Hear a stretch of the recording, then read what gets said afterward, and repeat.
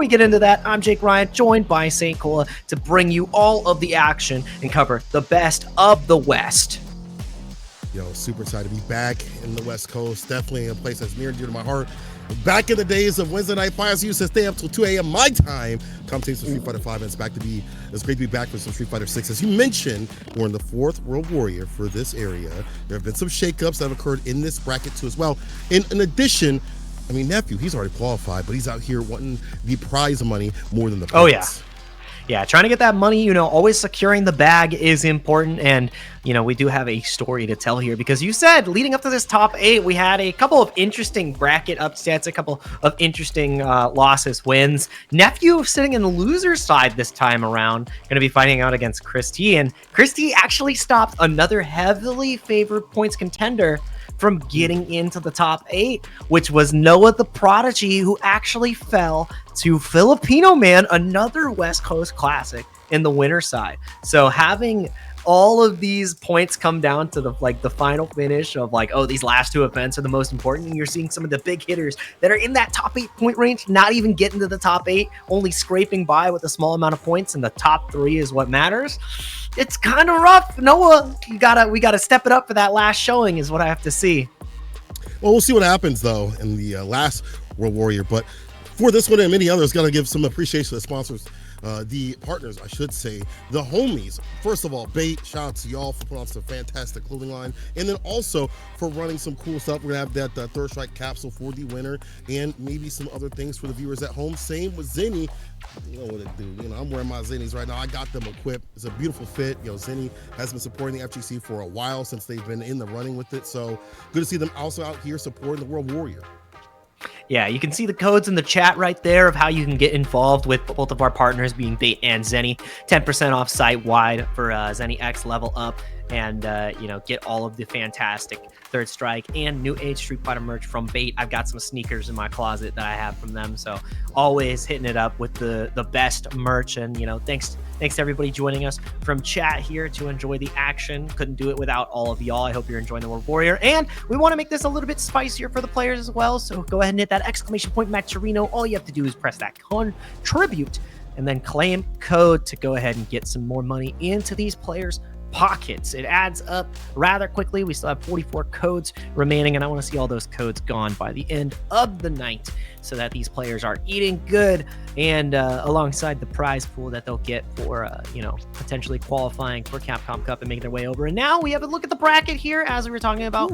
A heavily Seattle winner side there. You have Zach Boz and Chris CCH representing, respectively fighting against Filipino Man and Kavan, otherwise known as Yanoob, if you're not familiar. And then loser side, Liquid Nephew versus Christopher Tatarian, C9 JB, and then the elusive Snake Eyes in loser side, duking it out on Hitbox for Geef. Not something that you're going to be seeing typically, but trying out the hitbox, seeing how it's going. I think he had a 230 game win streak or something. Yeah, it's been a while since we've seen someone have a big win streak when it comes to Street Fighter VI, the land of rank. But Snake Eyes, he's a ranked demon. Nobody wants to see him there. You see Snake Eyes, you might as well hand over your points. Might be points handed over in this bottom losers run. And Nephew had mentioned on his stream recently, today, pretty much every time he streams, that Snake Eyes has been kind of his killer. So he has to find sort of strategy for that Keith, and also Snake Eyes himself. We'll see if that even happens. Chris C could knock him out. JB could also knock out Snake Eyes. Who knows? There's been a lot of shakeups, and there's been a lot of things that have been occurring. But I do know this, though. There's a lot of variety in this top 8. We have 2 Chun-Lis in that top spot. We got an Aki from Kavan, and then Chris CCH. God knows what he'll run. Will it be the Ed, the Akuma, or the Kin? Just depends on the matchup.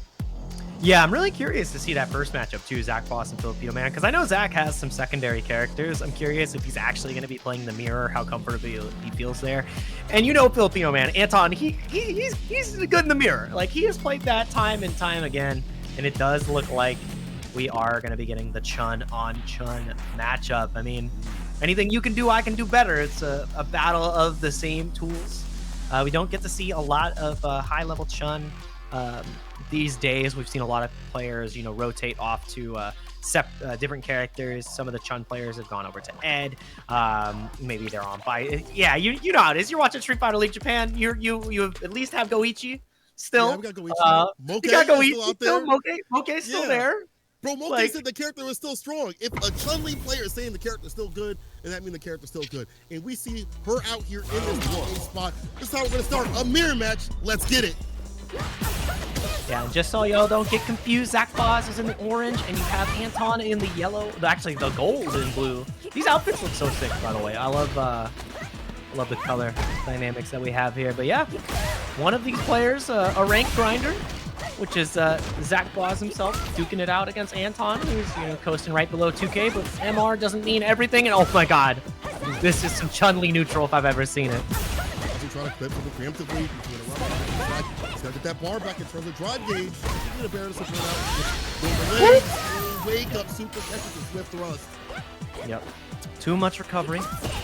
And now, I mean, got the drive gauge back and, relatively unscathed. We're pretty even here, but the one bar on Filipino Man going to give him another opportunity of defense in the corner. Now, with level 2, do you actually just cash out and kill here? I don't think you can. It's so close. It's so close. I don't know. No matter what. It is it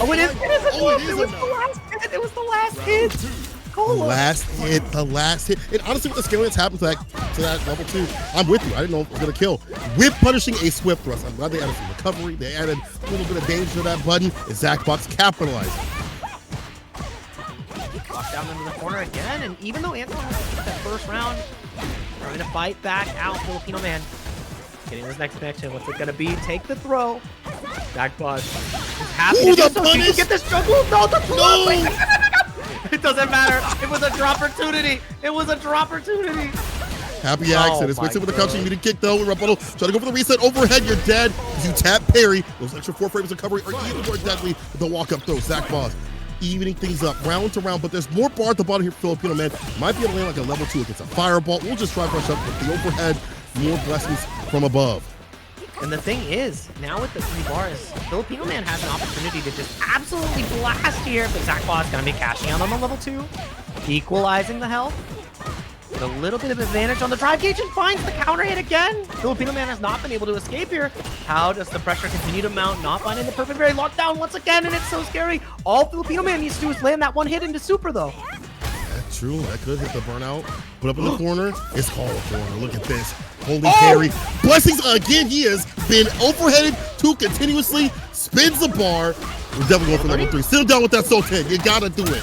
You got to do it. As soon as you see them spin that bar for the drive gauge, they're definitely using what's at the bottom, what's in their back wallet to try to finish things out. It's a one-touch scenario. You've got the space to play with. You've got the room to play with too as well. Oh, the slide, excellent answer. Zach Boz with the patience understood the Filipino Man didn't really have that many options. Couldn't hold too many more. Kikos and just fell over a little too overzealous with the slide. And all these matches are going to be 3 out of 5 here. This is top 8, which means, you still have the distance to go in the first reversal we've seen come out from either of these players. And it works out in Filipino Man's favor. Just bust out. Filipino Man trying to get that sweep up the feet. Nothing doing. Floaty jump still works out. Comes on to get the throw. Gets a tap parry again.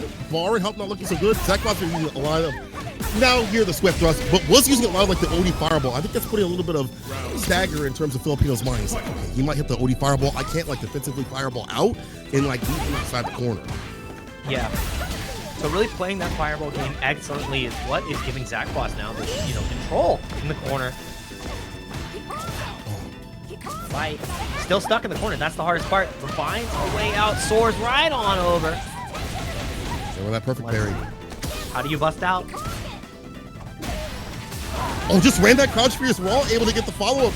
Counter hit, the DP right after all this. Frame kill trying to go for the A. This is with the OD DP. Zach Boz fighting back in again. Oh! The side switch from the back door. The thing is, you can't really afford to take the strike here now, and Filipino Man knows that, so just opting to block. Makes the threat of the throw that much scarier, not able to connect. About to burn out, but he gets the level 2 reaction, and it goes straight on through. You can actually end the level 1 here. I think you just kill. Oh, you have to. Goodness. Well called out. Well done. 2-0 lead for Zach Boz there.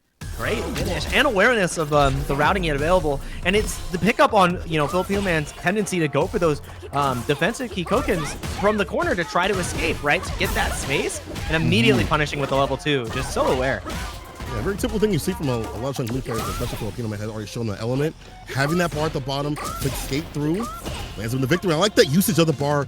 I see if Filipino Man kind of switches it up and utilizes it a little bit too. I feel like he's kind of holding that bar for maybe level 3 a little more often, or for some level 2 conversions. Use it defensively. Then for a kick for the Oki. ODP, the bust out is there.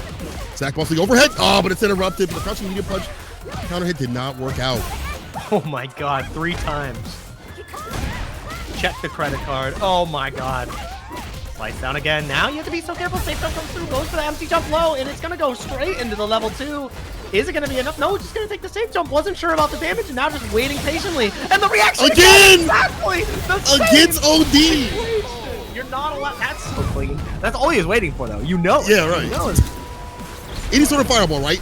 Doesn't matter if it's like a normal fireball, OD, he is so ready and prepared. Set point Zach Boz in the mirror match has shown so much in terms of taking back the momentum and locking Filipino Man up on the corner. We have to see what's going to leave him outside a little bit safer. There's the jump, but even with that fully jump, was able to call it the fireball.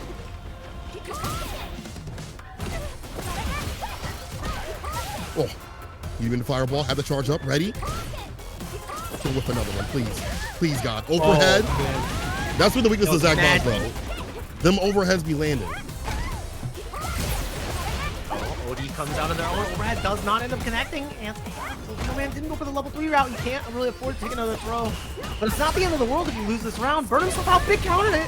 Now, next strike kills with the level 2, takes the throw. It's a one-touch game. Both sides do not throw a fireball. Another level 2! And Zach Boz takes it again, this time mid-screen. He is so clean. He is so clean against the fireballs. He is waiting and baiting and deliberating. I'm going to let this rip, dog. Don't do it. Don't do it because I'm going to do it to you. I said don't throw the fireball, and lo and behold, it just. Don't test his gangster. Don't test his gangster. I did pretty much. Yeah, I said don't test my gangster, man. Oh, that was proof. And the thing is, the right idea, right? Try to beat out the Kikoken with just your OD, and already ready, recovered in time, had the level 2. The trap was laid, and you know the magic cylinder paid off in dividends. You take that damage right back. A quick 3-0 from Zach Boz. Seattle looking tough today so far, but you know, still gonna have another opportunity. Filipino Man on the loser side, and guaranteed to earn a lot of points in the leaderboard as well, because that top 8 is, you know, coveted not only for the Capcom Cup spot, but because you want to be in the money as well, and you have 3 of your top events that are going to give you those points. So every top 8 placing adds up to that, and it's compounding. So it's not like, oh, well, I won 5 of them, so I have 250 points. No, you got a 150 max, which Nephew's pretty close to if he gets the hat trick. But yeah, what a first match. That was crazy good. Yo, mirror matches in this game are actually insane. I think mirror matches in this game are some of the best mirror matches that you get. You see the stylistic difference of how they use the bar, the difference in how they're, you know, executing against like the fireball pressure, you know, using level 2, mid-screen, full screen. Doesn't matter where it's at. He is already prepped and prepared. So let's see if he's prepped and prepared for the winner of Kavan and Chris CCH. Now, if we're going Aki, I feel like if you're Chris CCH, I think Akuma's just fine. I feel like that's been the bane for a lot of Aki players. I've seen Broski complain about that character. I've seen a lot of people complain about that character. I think Akuma is just fine. Also, Ken. Actually, if you're a Ken player, how much do you like this matchup? Because I've seen the Kens love it, right? Yeah, I would say Ken likes this matchup. Ken absolutely likes this matchup. It forces Aki to have to use her risky defensive tools. He can also very much utilize step kick in this matchup, and step kick run DP as well to deal with you know, toxic shade, nightfall shade. Just go straight on through and play that range, and then also make her play rock paper scissors of perfect parry, deal with fireball, deal with run DP, and then also, oh, you want to use an OD, you know, serpent slide to get out of the corner. You got to take this throw loop. I'm forcing you into these precarious situations, but I'm forcing you right into this next set for the win. Chris CCH gonna be fighting it out against Kavan, and running the Ken as the secondary. Normally has the Ed, but has switched back to the Ken as the secondary because he feels it's more favorable in the matchups where he does not want to fight it out with Ed. As you mentioned, I think that all makes sense in terms of like what Ken can do against this character. And I think if he's running like that heavy kick game and like the toe tap game, it's harder for her to punish him. What a perfect parry in the crouching medium punch right after. Very typical thing, you cannot throw out fireballs like that. But Kavan able to get the back throw. OD fireball, walks underneath, but does put himself in the corner. He thought there was a gap, but not like that, bro. I think that's okay, though. You force the burnout, which means now you're both at the same place. Even though you're fighting it out against the burnout queen, it's not the end of the world. Doesn't want to get going, or it will be. Kavan back with bar, though, earlier. Tries to the stagger step, looking for a level 1 possibly. Chris CCH will bust out if need be. Lands a crouching kick. He has been so on point with sniping out these lows continuously. Yeah, and you saw that even though they were both in burnout and that the DP was blocked, Chris wasn't under any threat of dying. He just wanted to stop Aki from getting to the corner, and that's exactly what that burnout achieved. But now, come on the offensive once again. Gonna be getting great Oki, and once Aki gets going, this is where it becomes scary, right? Because she equalizes how anybody feels, and you see exactly where the step kicks are starting to come through too. Yeah, right to do so. Shinrai able to get the heavy off, try for a step right after. Staggering the crouching medium kick. Does not go for the super dead. Just yet, but the crouching medium connects. And as you said, you are definitely dead. Kaban getting cooked up by the crouching medium kicks, the step kicks, moving the neutral. Even if they're not hitting, they're locking this character down. And Chris taking the first game, not even with the quickness, but just really just having these burst moments that lead to so much to the character. Yeah, and Jury typically has the same type of issue when fighting against Gen as well. Just with dealing with step kick and that type of pressure that can be created because of the run stop mini game that it can be getting. And that's what we're seeing really come out from Chris, you know, layering that in, just chipping away at the drive gauge so damn consistently. And even when he puts himself into a risky situation of DPing, it forces the burnout of the opponent. And oh, I love that. Cool fate no more. Hell parry and the drive reversal right after. That Always. Pick. She does get a punch that close at very least. That close. Yeah. Uh-oh. Oh, God. 1 into nothing. Oh, don't give him that corner space. Yeah, he keeps going. He keeps going for it. I'm telling you, every single hit is gonna be a step kick mix-up. It's kind of disgusting. You get a safe jump off this one, forces the burnout, and you had to leave buffering earlier than you thought, buddy. You noob down 1 game and 1 round, about to be a 2-0 lead for Chris CCH. It's been bar at the bottom too as well. He's very strong. Walk up, crouch, mini kick. Look how confident he is to do so. I know a lot of people are like, well, it's crouch, mini kick, drive rush, but the fact that he has the confidence against the character that can layer on that pressure and approach when they get the poison applied.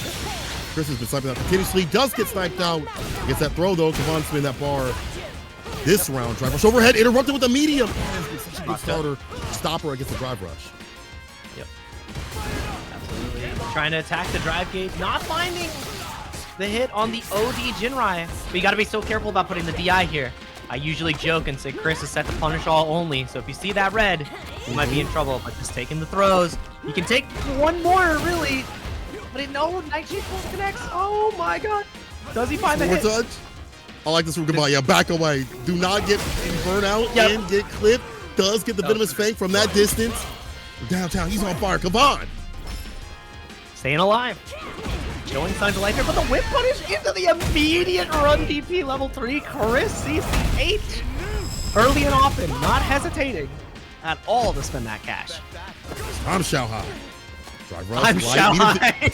He did not fall for the target combo off that medium though. Unfortunately, drive rush cuts. He get so much more. Already +1, and that means +5. After that drive rush happens, back to the heavy kick, micro step back to get the punish counter. Are you? Wait a minute. No heavy, way. heavy. No Level 3 after the way. cool fate. It is cool fate right here for Chris CCH, bro. Dude, is that enough? Is that just a kill? Unbelievable. It was enough. Oh, God. Cola. Aki's pretty cool. Aki's cool. Is, you know, one of those things where the matchups, as you mentioned, don't matter too much. When she gets going and flowing with that poison, is able to get longer conversions and a lot more damage off. Like, it just don't matter, bro. It just don't matter. Could be you. I really was hesitant for a second. I'm like, there's no way that kills. Turns out, Ken needs beef HP. That's all I'm saying. No, hold up now. Whoa. Broadcast school. You know what? I'm starting to play Ken a little bit. I'm with you. You know what? I'm with you. Let's go. Gonna catch a throw Tekken, but the throw was connected right after though.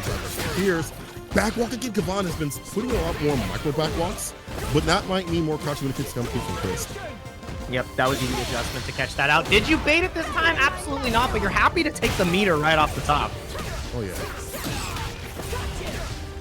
Chase down with the crouching medium kick off the drive rush. Gets a side switch here. I like that. Reposition yourself. Chris is trying to rearrange that face. Walks up the overhead. Oh, the stagger off the medium was so smart. Chris like can take back his turn with the light. About to be chip, no dip. That's it. Right there. Come on. Yeah. Huge turnaround in the other direction. Even though Chris has been forcing Kaban to spend this meter early, hasn't been, that bad of an outcome. Big opportunity, though. What's the Oki going to be? Big frame kill? No, just takes the dash. See, lockdown again. Trying to bait out the throw this time. Burned himself out. Eager, but he gets DP level 3. Yep, that was huge. That was huge. He is Xiaohai. That's crazy. He is Xiaohai. You know what? Actually, he's Tokido. Because I saw Tokido using that stand fierce, and he'll buffer that if they try to go for the drive impact and go right into like a level 2 or level 3. Chris expends all the bar that's necessary to even things up, game to game, round to round. He's throwing him down right now because there's amount of throw loops coming through, the jab pressure. And he waits for Kavan to kind of go for a jab right after. They may set up for more in store later on. Perfect parry to the corner we go. Yep, and I like this, continuing to change the Oki opportunity. He's not really going for Run Tatsu that often just because he prefers the knockdown, and now you can't really afford to take too much of anything. Parrying becomes that much scarier in the crouch medium kick. Chris used to call that the coward shimmy, but a coward's way out is a great way to get the job done. What? Yeah, no, he calls the shimmy back crouch medium kick a coward shimmy. He's like, oh, you're not confident that you're going to land that crouch heavy punch? Coward shimmy. Listen, if it works, it works. Set point here for Chris. He finish it off. Counter hit, combo off that light kick, DP, try for a stand fierce it again. The crouching uni kick just burst in every so often. Trying to establish a floating fireball. Yeah. Oh, no way. Chris getting the light conversion. Didn't my loops are drop, though, and you get out of this for free. Doesn't matter, though. The trade takes us to set point. I'm glad Chris picked up this character, by the way. Like, back up again. We saw him kind of linger away from the character in the early stages of Street Fighter 6, but back with the Ken, enhanced Tatsu, max amount of Oki, but the wake up backdoor works out here for Kavan.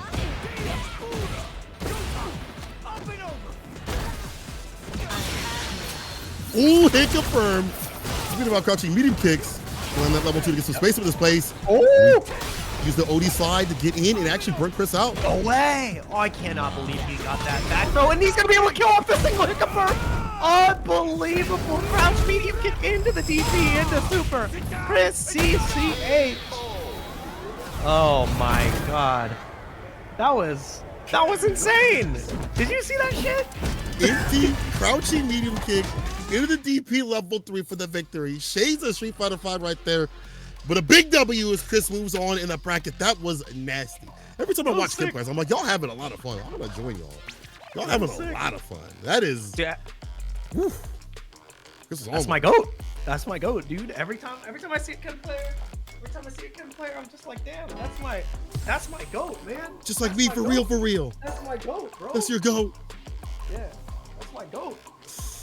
Oh man, that was a crazy confirm though. That was a crazy. That is not easy to do because if you do DP shortcut, you can't go into level 3 from that position. So he had to just go empty jump, crouch, medium kick, DP into super. And if you've gone crouch, medium kick, even into fireball, you can.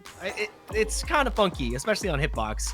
I know that I've had my own personal issues with it, but Chris has no issues. That guy has been on hitbox for years and years at this point, and showed how crisp he can be on not only the Ed, but the Ken. That was crazy good. That was insane. Also, the defense using the bar at the bottom to cut through the DI was very, very clutch. And that just shows how strong he is as a player, his awareness, and looking out for certain options and saying, if you do this, I'm going to do that. Just like that, Chris moves on in the bracket. That's winners finals for him. That's going to be Zach Boz and Chris a little bit later on, but we're going to go down to losers. It's time to toe tag him and bag him and get some people on out of here. We send some people home. But before we do any of that, y'all, run that Matcherino, XY Smart Matcherino. Put that in the chat just like that. You have a way to pay these players. We have codes still available for y'all to run. In fact, let me go do that real quick. I ain't done that. Let me go do that right now before y'all put me on blast. Let me go do that real quick. Hit that claim code. So watch, you will see it in real time. So I got some insider information. Chris added me in Discord. He said, "Hey, did you like my special technique at the end?" And I'm like, special what? Technique? And he said, "I literally didn't even know what I thought he was gonna do. He just knew in his bones that the empty jump, crouch, medium kick, DP would work." That's what he said. I just knew. I'm just him. So he didn't confirm that. He was just like, "I'm just gonna run this sucker. I'm just gonna send it." He said, "It just told me to do it." And I'm like, that's my goat right there. That's how you have to play Ken. And that's how you have to continue getting those claim codes utilized on the Matcherino. I better see you all on the page getting through this. 32 left. And that's 32 reasons for you to press that button, I tell you what. Yeah. We're going to have a few less reasons to be watching right now as we're going to start seeing some of these players home. And they're going to have a few less reasons to stay up tonight. But it's been some good fights all the way through, at least for the first 2 matches. I'm excited to see what's going to land at the very end of today. You know, points and stuff, I'm going to let things get calculated afterwards. I'm not going to make any hard calls. What's going to be happening, who's going to be falling out to the wayside. I'm going to let the mathematicians out there in the FGC do that work. I'm just going to stick to commentating, but there will be some shakeups. All right, depending on what happens. And Nephew is part of the reason. He's already sent people out of the tournament. He's been sent down to losers, though. Has to fight against Chris T. T stands for teacher. Best song in the game, by the way. Just wanted to tell everybody in chat that this is a banger alert certified. And want to get this moment just to shout out Nephew once again, qualifying through the CPT and Singapore 2nd place, only falling to Shuto, Japanese upstart. And, you know, doing an excellent job there and making this leaderboard that much more interesting. Very much so. And Capcom Cup 2 as well. See him cut through so many top-level players. So I'm sure he's had a lot of experience against the friends out there. He's able to hit the level 1. I like to set the target coming to get the wall pin situation. That's where she can really enact her pressure, especially when she gets a stock up like that. Chris trying to fight his way up for the fireballs. The stand fierce come through just to sweep the raw stuff off the feet. Sorry, I was too busy vibing to the song, but absolutely everything you just said, I agree 2 times over. Crosscut comes out. Yeah, great stuff from Chris with the drive reversal right back out from Nephew. This is still a contest between these two, but finding the perfect parry is a massive opportunity. Gonna have to cash out into the level none. 0 bars required. I lied. I actually didn't think I was gonna kill, to be honest. I'm with you, but Chris, the proper routing, you're not going for the side switch. I don't know if he could have killed with the side switch. He might have had to use the bar, so he opts to do something very optimal, puffing that medium, gets a counter hit, the DP right after it. This dude is looking for a monster. It doesn't matter what game he's in, what game he's playing. Absolutely, what a perfect parry though. And trying to you know, regain some of that screen space, which is so important against Ken. He'll get you to the corner almost every single time if you give him the opportunity. All it takes is not blocking low. ODDP denies that overhead from happening. No go right kick. No anti-air though, but does get the counter jabs off. Careful, the battle of attrition on the drive gauge. You see both these players so damn patient for the drive gauge, and that anti-air's using the bait as well. Nephew batting 0 for 0, the opposite of Shohei. Oh no, please go to the next game.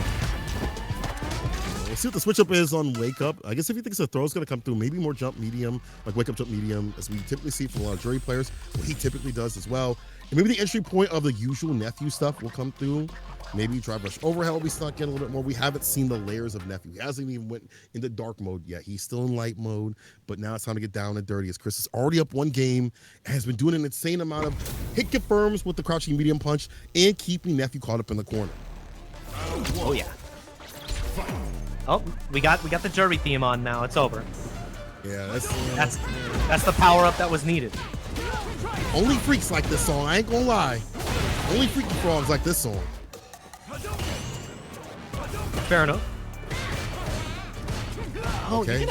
I'm surprised we're not seeing the stand like kick punish right there. Yeah, at least go for it, right? Yeah, the Fuha charge. Depending on the strength, you could potentially get punished back, but not seeing it come out from Chris. I'm curious. I'd have to watch it back and look at the frame data. But also saying from the side of Nephew, he didn't really get a punish on the toe tap. He's close enough. I feel like the light could have came through. The light kick sinks in, ends it with the fireball. A little bit of pushback. The light kick blocked. Stand fierce overhead blocked out. So Chris knows is wise for Nephew's games. Down, DI does not connect to the corner just yet. You gotta be so careful. Huge gets the pickup afterwards. Big counter hit, and now Chris, even though he's in burnout, he's playing with such conviction, about to burn out Nephew on the other end, and Nephew can't really afford to burn out here. You burn out with IDP straight through the Fuha. That was incredible. That was so good. The proper range hit that ODDP. Chris at the ready, and again blocking up that overhead, not trying to get robbed. Back throw the tumbleweed in full effect. Fireball to lock him down. Uh-oh, Stand Fierce finds foot to Fierce. This is Feet Fighter 6 at its best. Oh, sorry. Gag reflex. Have you get the smell of the game, huh? Wrong game. Oh, no, you can't do that. Yep. No gaps. Well, that's the thing that's so hard about this matchup. You want to consistently be utilizing that step kick because Jury doesn't have a punch to it. And the way you play the minigame is perfect parry, DP, or super. And Nephew has shown all of those so far on the runs. It didn't have him such a big lead, and a lot of his bar back. Fireball, off the crush mini kick, and gets the Fuhajin right after it. Nephew with an expensive round, however, did enough to put Chris off his game for now. Breaks at the right for the tick throw, though. Echo kicks, stocks up right after it, trying to tap parry. Chris might get wise to that game. You've seen a lot of tap parry preemptively. Yeah, a lot of the minigame and willing to spend early to get that drive gauge advantage because look at where Nephew's bar is at, right? He doesn't have to level 1 to be defensive, which means we're either going to see a perfect parry or a potential bust out here. And Chris, all he wants to do is get the burnout. That's all he's opting for. And that's why you see Nephew trying desperately to avoid it, has the 1 bar now to try to survive, but when does it come out? You can't really afford to survive twice, and that's why the DI connects straight to the sweet Shin Buster. Oh my God, you're done for. 2-0 lead for Chris T. And there was still more. And there was, but wait, there's more. There was bar at the bottom. Heidi not got the finish. Chris is hooking up Nephew. It's kind of crazy again. Nephew just came back from a W, and obviously he's playing not for the points but for the money. But he is still out here hungry to get the W, to continue to assert his dominance that he has had out at these World Warriors. Chris will get to stop that right now. Counter, and you see he's continuing to just end everything and run into overhead, run into step kick, maybe run into stop. And that's why that is one of the mini games that Ken is afforded in this matchup. They're getting a little bit too pressy after these hot charges. That's the base of the ADP for free. The drive impact, attack on drive gauge, rumbling is coming. We're caught up on the corner, and it's Jim right pressure for days. Back walks the anti of the drive impact, does get the splat, and that's a wrap. Chris T on set point. Nephew, you gotta get dark with it, dog. You gotta be nighttime Nephew. You feel me?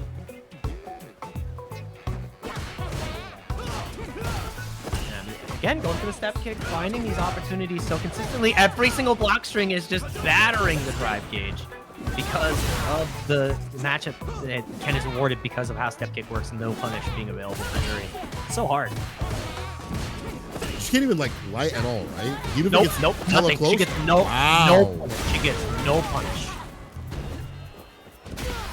Like when I say no punish, I mean no punish, Ola.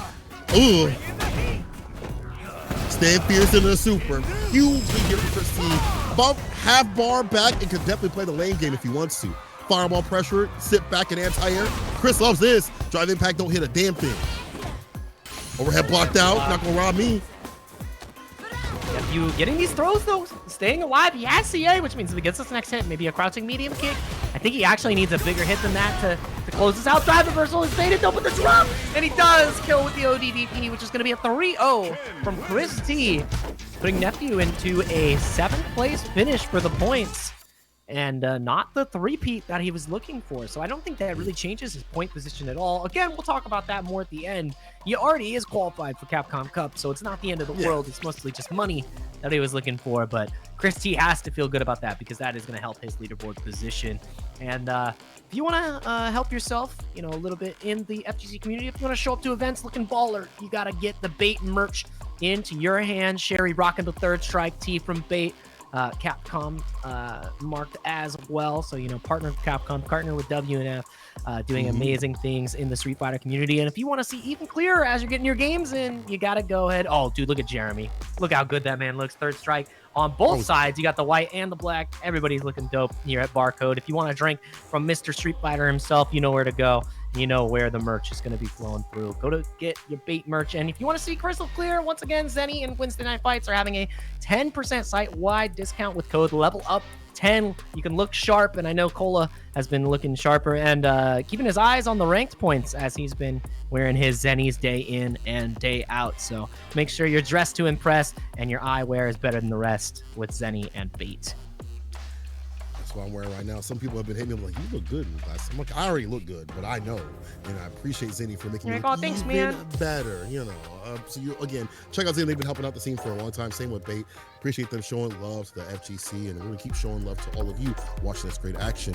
If you want to show love to the players, !Match Arena, put that in the chat. And again, just like that, you have a way to pay these players for this fantastic action you are receiving on a Wednesday. It's just like the old days, baby. Just like the Wednesday night fights. But this is the World Warrior, and we're trying to see who's going to solidify their points and seats for the Capcom Cup next year. I think that's in March, I believe, if I'm not mistaken. Time is not Japan. I have no idea. Ryogoku, Japan. It's an incredible venue. I mean, I need to see a Honda player qualify, honestly. Huh? Oh, because it's the venue. I was about to say, I was like, you willingly wanted to see a Honda there? I was like, but it makes sense. It would be great to see a Honda in the arena, but and you know, it could happen. You see a lot of variety out here in terms of like the World Warriors. Obviously, there are certain characters that are exceeding the DLC. Some people are saying pay to win, but there are definitely matchups where these DLC characters do not always operate. You know, Cammy is definitely one of those. Yo, Strider, thanks for the raid, brother. Hopefully you had a good time at TNS. Blessing the rest with that Bison. I've been seeing you kind of cook up lately, and hopefully get the win back in your sales, brother. You know, if y'all are new, again, hit the !Match Arena. Run those codes. We're almost done. I think we only need 20 or a little bit over that. So hit those up real quick. We'll hit you with some action. 26 codes remaining to cash out here and get the match Reno stacked even more as we get ready for our next match. So yeah, shout out to everybody rating, sending things in. I know we're crying for even more matches, and we're looking forward to each and every you know, every match matters this week too, just because of the points that are on the line. And now that Nephew's out, there's a lot of weight off Chris's shoulders, but he's gotta make it happen. And this match is the most important match of the night. I think loser side, JB Snake Eyes, because JB and Chris are currently 5 points away from each other. 5 points away in the leaderboard. Last time, wasn't JB the one that took down Snake Eyes, even though Snake Eyes kind of eating up Nephew? If I'm not mistaken, is that what happened? Yes. Okay. All right. We'll see how this matchup goes. You know, JB, I feel like, you know, from what the Rashid players have said, really, I guess it's just Big Bird, and maybe also doing Kevin. They don't like the matchup. They feel like the footsies are not fun. They feel like they're not able to establish the neutral like drive rush, which Rashid would like to do, because considering his buttons are okay, but he has to have drive rush behind it to make them special. And you can't really establish that when you have such a very wall type geek that kind of keeps you out with crouching jab, stand medium, crouching medium kick, and this week every so often at the perfect ranges. And someone like Snake Eyes is hard to read. I mean, unless you run into him ranked, when do you ever get to play sets with him? So him as a player is hard to grasp unless you're able to get the notes when you run into him in ranked, and it's a little bit different than ranked right now. It's a little warrior. You didn't even talk about the two biggest pieces, the crouch light kick and the stand light kick, that four framer. My bad. This criminal kind of devious. Hop knee still being a great button, even though it's nerfed, just less bonehead. Yeah, you're going to be seeing a lot of that crouch light kick, and it just makes it so hard for JB to really walk forward and, you know, play the fireball game. Get the drive gauge just evaporate. Oh my goodness. DI reset goes for the level 1. This is massive damage, and now you can't really take much of anything. You're just getting poked dead by 1,000 kicks. Dash across, you're gonna get killed. I like that, you know, Snake Eyes is kind of establishing that neutral right off the rip. You see him walking up continuously ever so often. Headbutt, then crouching medium kick. And as you mentioned, that stand light kick too as well. That could have been a whip punish. Careful now, JP. Let's get the shimmy off and the knockdown. Slide in, the frame kill, the throw right after. This is where things can get devious and dangerous, as she has some of the best corner pressure in the business and gives defenses real bad. The offense could be good. Drive rush stand fierce. No, he walks up. I forgot Snake Eyes is like more of that walk type of geek. Like other geek players will drive rush stand fierce to get in. You like to just kind of walk it down. Yeah, utilizing that drive gauge for some DRCs and, you know, getting even more damaging combos. The level 2 is going to be massive here. Just going to be taking the corner. We call that the J-Cammer in Seattle. The J-Cammer. Is that because I get hit by that level 2 a lot. Oh, and getting hit by that stand light kick. Snake Eyes with game 1 under his belt. Right.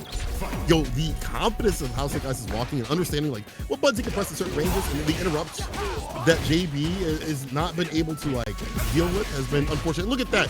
As soon as JB tried to like reassess, crouching light kick is the wake up option from Snake Eyes. Even though the defense of the character is not good, the in defense is great. This offense is fantastic too as well. ODSPD too close to me.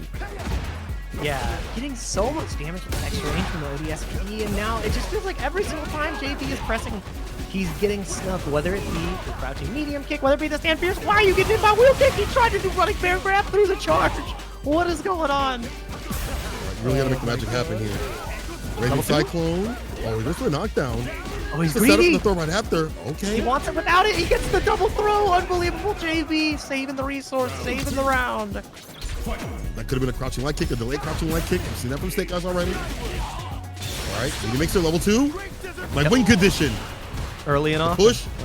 Does he get anything off of it though? He got caught. Was that the start of the grab? I don't even know.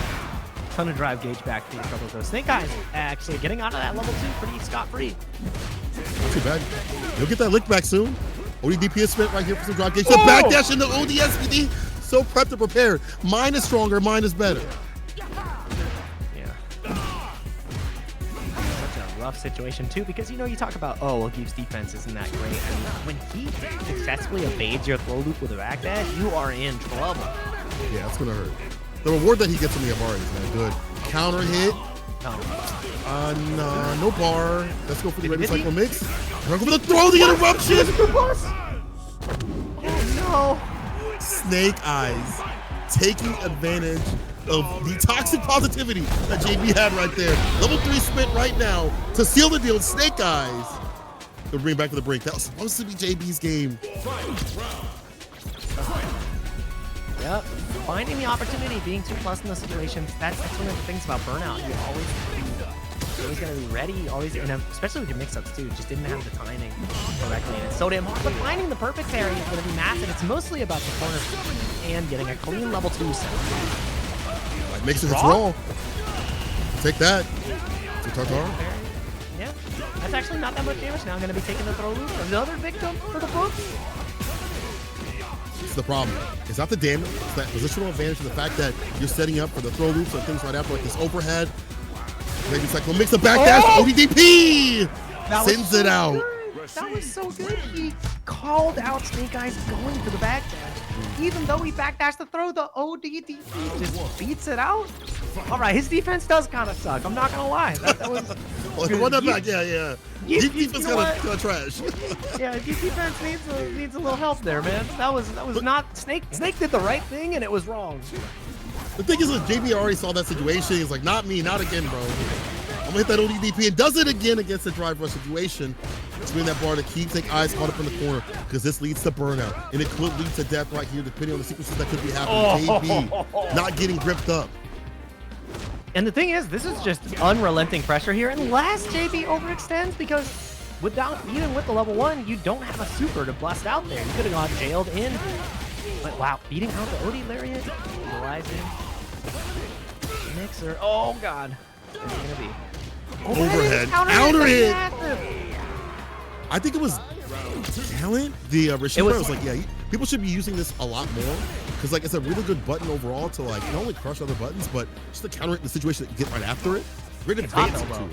It's not hop knee, it's hop elbow. Hop elbow. Not as good, but gets the job done. Level 2 coming out, trying to get that corner positioning. The counter combo still gets a 4 medium punch drive rush right after, keep the pressure on. Are you trying to activate on him with the crouch fierce? Okay, never mind. Light mixing is fine with the knockdown into level 3. This is what he's looking for. He's looking for a confirm into level 3. Kill as much drive gauge as possible. Get the lead. He's already caught up in the corner. Clutch backdash. Do not get that drive gauge stripped away.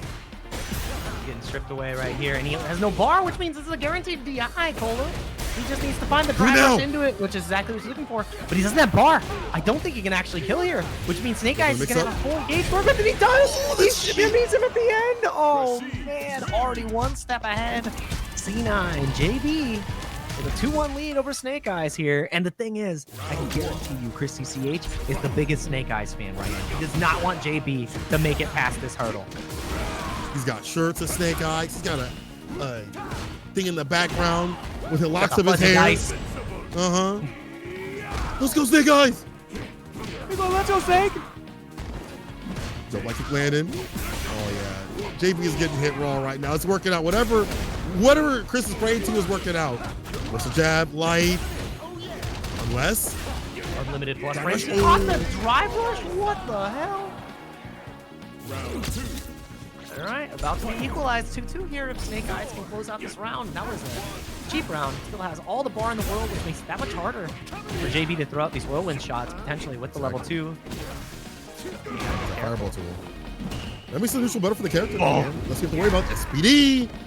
Check the wag call. Drive rush. ODDP as a rebuttal. JB's been saying those suckers out continuously. Mountain Man. Are you done? Oh my god, that was a was that like a 2-hit round? He did 1 punish counter sweep, got an SPD, and it's over. 2-2 on the board. The power of Geef. The Russian Cyclone. Sungif. 2-2. Chris is sending him DMs like, let's go, Snake Eyes. I'll Venmo you $5. I promise. I'll give you a portion of the match Reno. I swear on my mom's. Whatever it takes to take JB down. It comes down to this. The final game.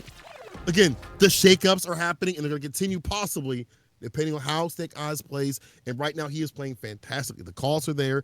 The stoppage against the drive rush is there. He knows what buttons to use at what ranges. He's been able to get the lead continuously. It understands there are ranges where JB is not able to properly anti-air or is hesitant to do so. The jumpers are happening a little more often.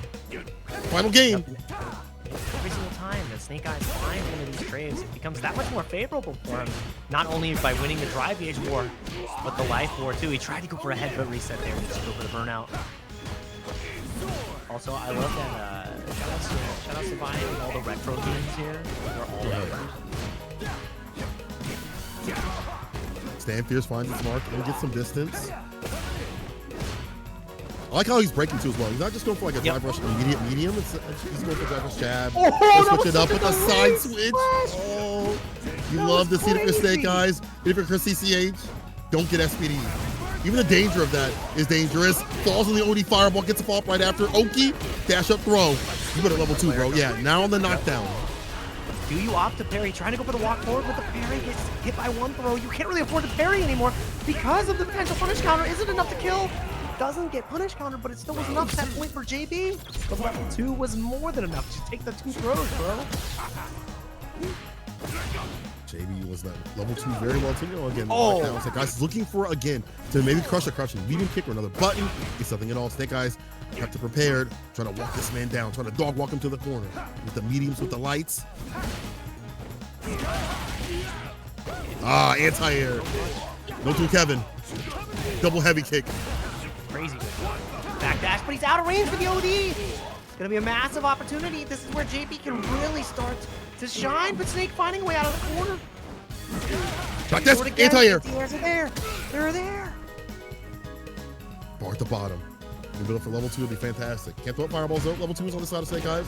We'll see if he even uses it or goes for the level 3. Especially now that he's going for level 2. Jackhammer forward, I believe. Yeah, oh no, he wants to reset. He wants the tiki stuff. He wants the hell stab to catch the overhead, and now we're going final game, final round. He can still go to level 3 here. Oh god, Cola, we're going the distance. It wouldn't be WNF. It wouldn't be West Coast World Warrior if we weren't going to game 5.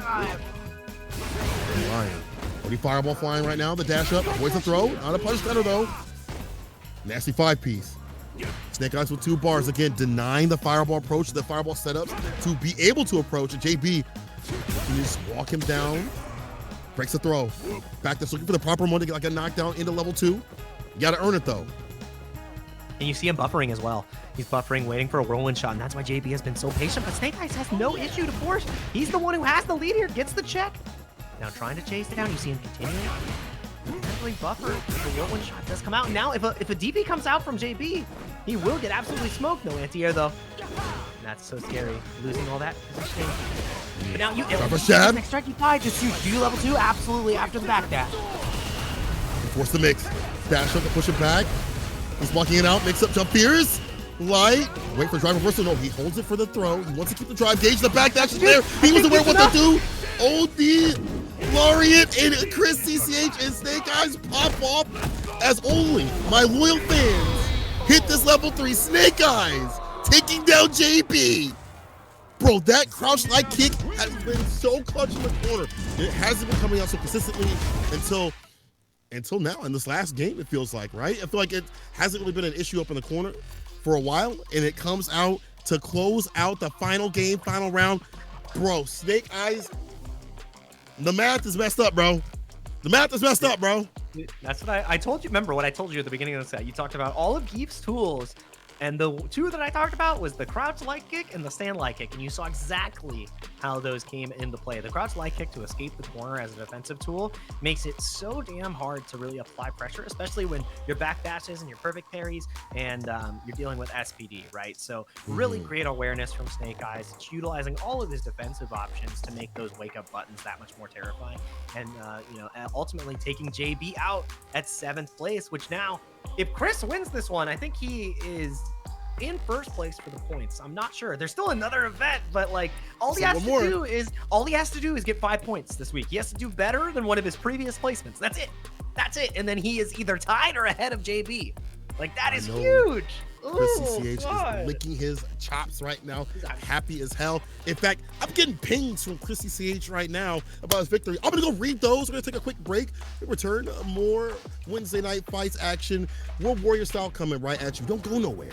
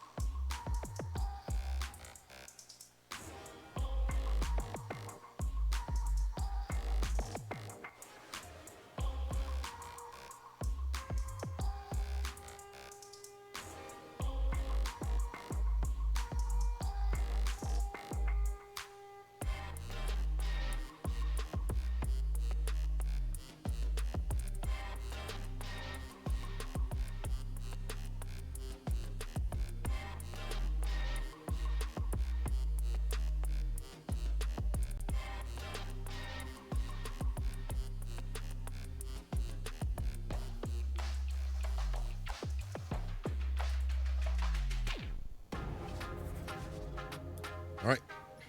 And we're back with more Warrior Action West Coast flavor. My name is St. Cole. I'm joined with Base Jake Ryan himself. My dog, how have you been enjoying this action? Dude, I've been enjoying it. I know that there are some players who are fan favorites of other players in the bracket right now with how things have shaken up. And we have already eliminated 2 players from the running for the West Coast, and we're going to see 2 more players get eliminated here. And the loser's side, a little bit of a breakdown if you're just joining us. Winner side was a 3-0 for Zach Boz over Filipino Man, with Kavan falling 3-1 to Chris CCH, setting up our winners finals, which is Zach Boz versus Chris CCH, all Seattle all day. And then loser side is Chris T taking it 3-0 over Nephew, who thankfully has already qualified for the Capcom Cup at the Singapore CPT, getting second place only to Shuto. And Snake Eyes with a 3-2 finish, final game, final round against C9's JB, making Chris CCH that much more elated about his current positioning on the leaderboard and guaranteed top 3 here for this week. But that sets up our next matches, which is going to be Christy and Kavan and Snake Eyes versus Filipino Man, which is going to be Ken, Aki, and Geef Chun. You know, 2 matchups that I feel like could go either way. We already were talking about Ken, Aki, and saw it went the first time, but Chris T and Chris CCH, while they may share the same first name, they are very different brands of Ken. I mean, I gotta suck a little bit for like Kavan's like, damn, I just fought a Ken that sit me down and lose. I gotta fight another Ken. As you mentioned, very different brand of Ken. I feel like, you know, Christy is a little bit more on the patient side, a little more on the hit confirm side, with the crouching medium punch. We already saw that sick crushing knee kick in the DP level 3 from Chris CCH. That was dope. But when it comes to other normals, Chris T loves to utilize that crouching medium punch a lot more. We'll see how that difference in terms of that battle sense, that strategy comes up to play for Kavan. But on paper, again, not so good for Aki. What happens on paper doesn't always happen in the match. A loser side match. Let's go. Kavan, Chris T. I mean, talking about, you know, fighting Ken into Ken, look at what ECQ had to do in Singapore, man. He had to fight like 8 Akuma. Sometimes it be like that. That's not a fun matchup for Ken at all. Yeah. Exactly. That's like Street Fighter League Japan. Be like, damn, everybody's Akuma. All these dang Akumas. I'll take the Ken. Oops, all Akumas. Oh, what a bait. That huge delay button, too, makes it's really hard to get the perfect parry there. But Christy, undeterred, says, I'm sending it.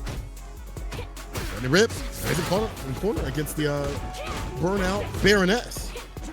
Swing City delays it a little bit, but that allows Chris to leave the corner. Drive rush, chase down, crouching medium kick. Should be able to take the round here. That level 1 finisher. Not even gonna go for it. Just gonna go for the burnout kill. Yeah. Okay. That was cheeky. That was cheeky. Greedy, but good. Greedy, but good. Yeah. One of those things where it could have ended real bad, but it ends real well here for Kavan. He saved that bar, the buff at level 3. The next round, and Tatsu going to the corner. So decision. Wait, that delay was crazy. Yeah. Let's see. Trying to crouch medium kick their way out of the corner, but Kavan finally finding a way out with the crouch medium punch. So not letting Chris T retake the turn after the block on the stand heavy kick, which is so smart. Have been blocking high for days. He's not getting hit with the overhead. Flash. Shad, he gets the counter combo. Obviously won't spin up level 3 just yet. One cancel, no throw. Next interaction could be a decent combo up like a medium. It's like a level 1 or maybe level 2. No, he'll spin the level 3. Forget it. Off a jab scaling, I get it. I understand it. Chris T sends it out. Yeah, much smarter decision there to go for the level 3, guarantee the kill. Especially with how scaled that combo was going to be. That puts Kavan into a 3-4 lead, and you've got to feel pretty comfortable about that one. Already has the poison locked up. Shade Pulse again. One of the best fireball drive rush characters in the game with a jump over. It's massive. Big read. Well, until the back throw happens on the wake up. Kavan, crouching medium kick, goes for the throw right after it. In the plus range, then add the throw pressure. This is how it feels, Ken. You get throw looped. It's time a button. And that's why you see Chris C so willing to, take that next throw too, knowing that the strike would have killed it any of those times, but the last throw was the last throws of effort in this first game. Kavan gonna be taking Chris C down here. Excellently placed pressure. 3 throws and a strike is all it takes to take Ken down. Also, Punk the God, shout outs to you for the huge raid. Congrats again on qualifying for Capcom Cup, winning EVO, just living your best life, having a Street Fighter League US team. You're doing it all, man. So congrats to you, brother. The good answer with the heavy. Runs the ODDP on Wake Up Chris T, letting it rip nice and early in this round. So he will hit that reversal. That fireball pressure, I like that. Nice and close as the poke to kind of encroach. That crushing knee kick or drive rush jab, even harder for Kavan to work with. Oh, here we go. Slips in and low. Tatsu DP. Run stop is becoming such a hard thing to do with. We saw this throw loop on the other side. Now, Kavan finding a way to challenge out. Locked down once again. Jinrai not going to be getting a counter here. Baits out the level 1. No follow-up for you today, and that should be more than enough. Run, DP. Shoryurepa. Round 2. With an Oki right after. Necessary, but Chris T keeping the pressure on the corner. Like to see if we can stand fierce and throw loops. Anti-air is ready. Gets the jump in. He's patient for date. Drive rush crouching. Light kick this time. Goes low. The switch up. We saw a little bit of a delay on the throw right there, but the drive reversal from Kavan ends up paying off. Servicing the lash. Ends the fireball pressure, but it's too much recovery. Drive rush, crouching heavy punch to your death, and it's going to be the level 3 for 7 letters straight to the dome piece. 1-1 on the board. We've got ourselves a set. And it really feels that Christie has been able to establish that jumping game with the jump fierce, nice and close, nice and personal. Being able to use the fireballs, the run cancels to get close enough to enact that pressure, taking the run to the corner continuously. Now the OD fireball ever so often, interspersed in there looking for an opening. Crouching knee kick walks in with the typical Ken sauce you would expect. And I mean, Chris T also earned those jump-ins, right? Because you see the ground game already being put on display for the first 2 games. Stand heavy kick, the crouch medium punch, utilizing the run stops just to make it so Kavan's mental stack is so overloaded. You're never looking for the jump.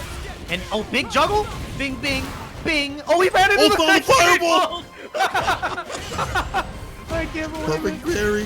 Round it back. We get the side switch off the dragon back. Is this one of these Dalsum combo videos where he runs into the OD Gale? Like, what the hell? I've never seen that happen before. That was ridiculous. It was sicker if there was like something ready on either side. Yeah. But Aki gets her optimal combo. Oh, the bait. Incredible. Can you have level 2. I don't know, man. This is going to be close. Drive rush to confirm. You might be dead. You're definitely dead. Oh, my God. And if he wasn't, Kavan could have hit an OD fireball from that distance, and that would have been it. Kavan, this time, not so greedy with that bar, wanted to kill expeditiously. Oh, wow. Diving right on through. Going to be getting a massive counter hit. Look at the corner positioning here. Drive cage in a pretty nice place as well. Set up the puddle. Bait on the drive reversal. It's massive. Christie can't afford to take this next hit. There are some throws in your future, I think, buddy. Take 2 throws, but not too much more. He breaks. He actually tags. Drive rush light connects without the medium. Goes for the crouching medium kick. Gets the Jinrai off. Drive rush jab.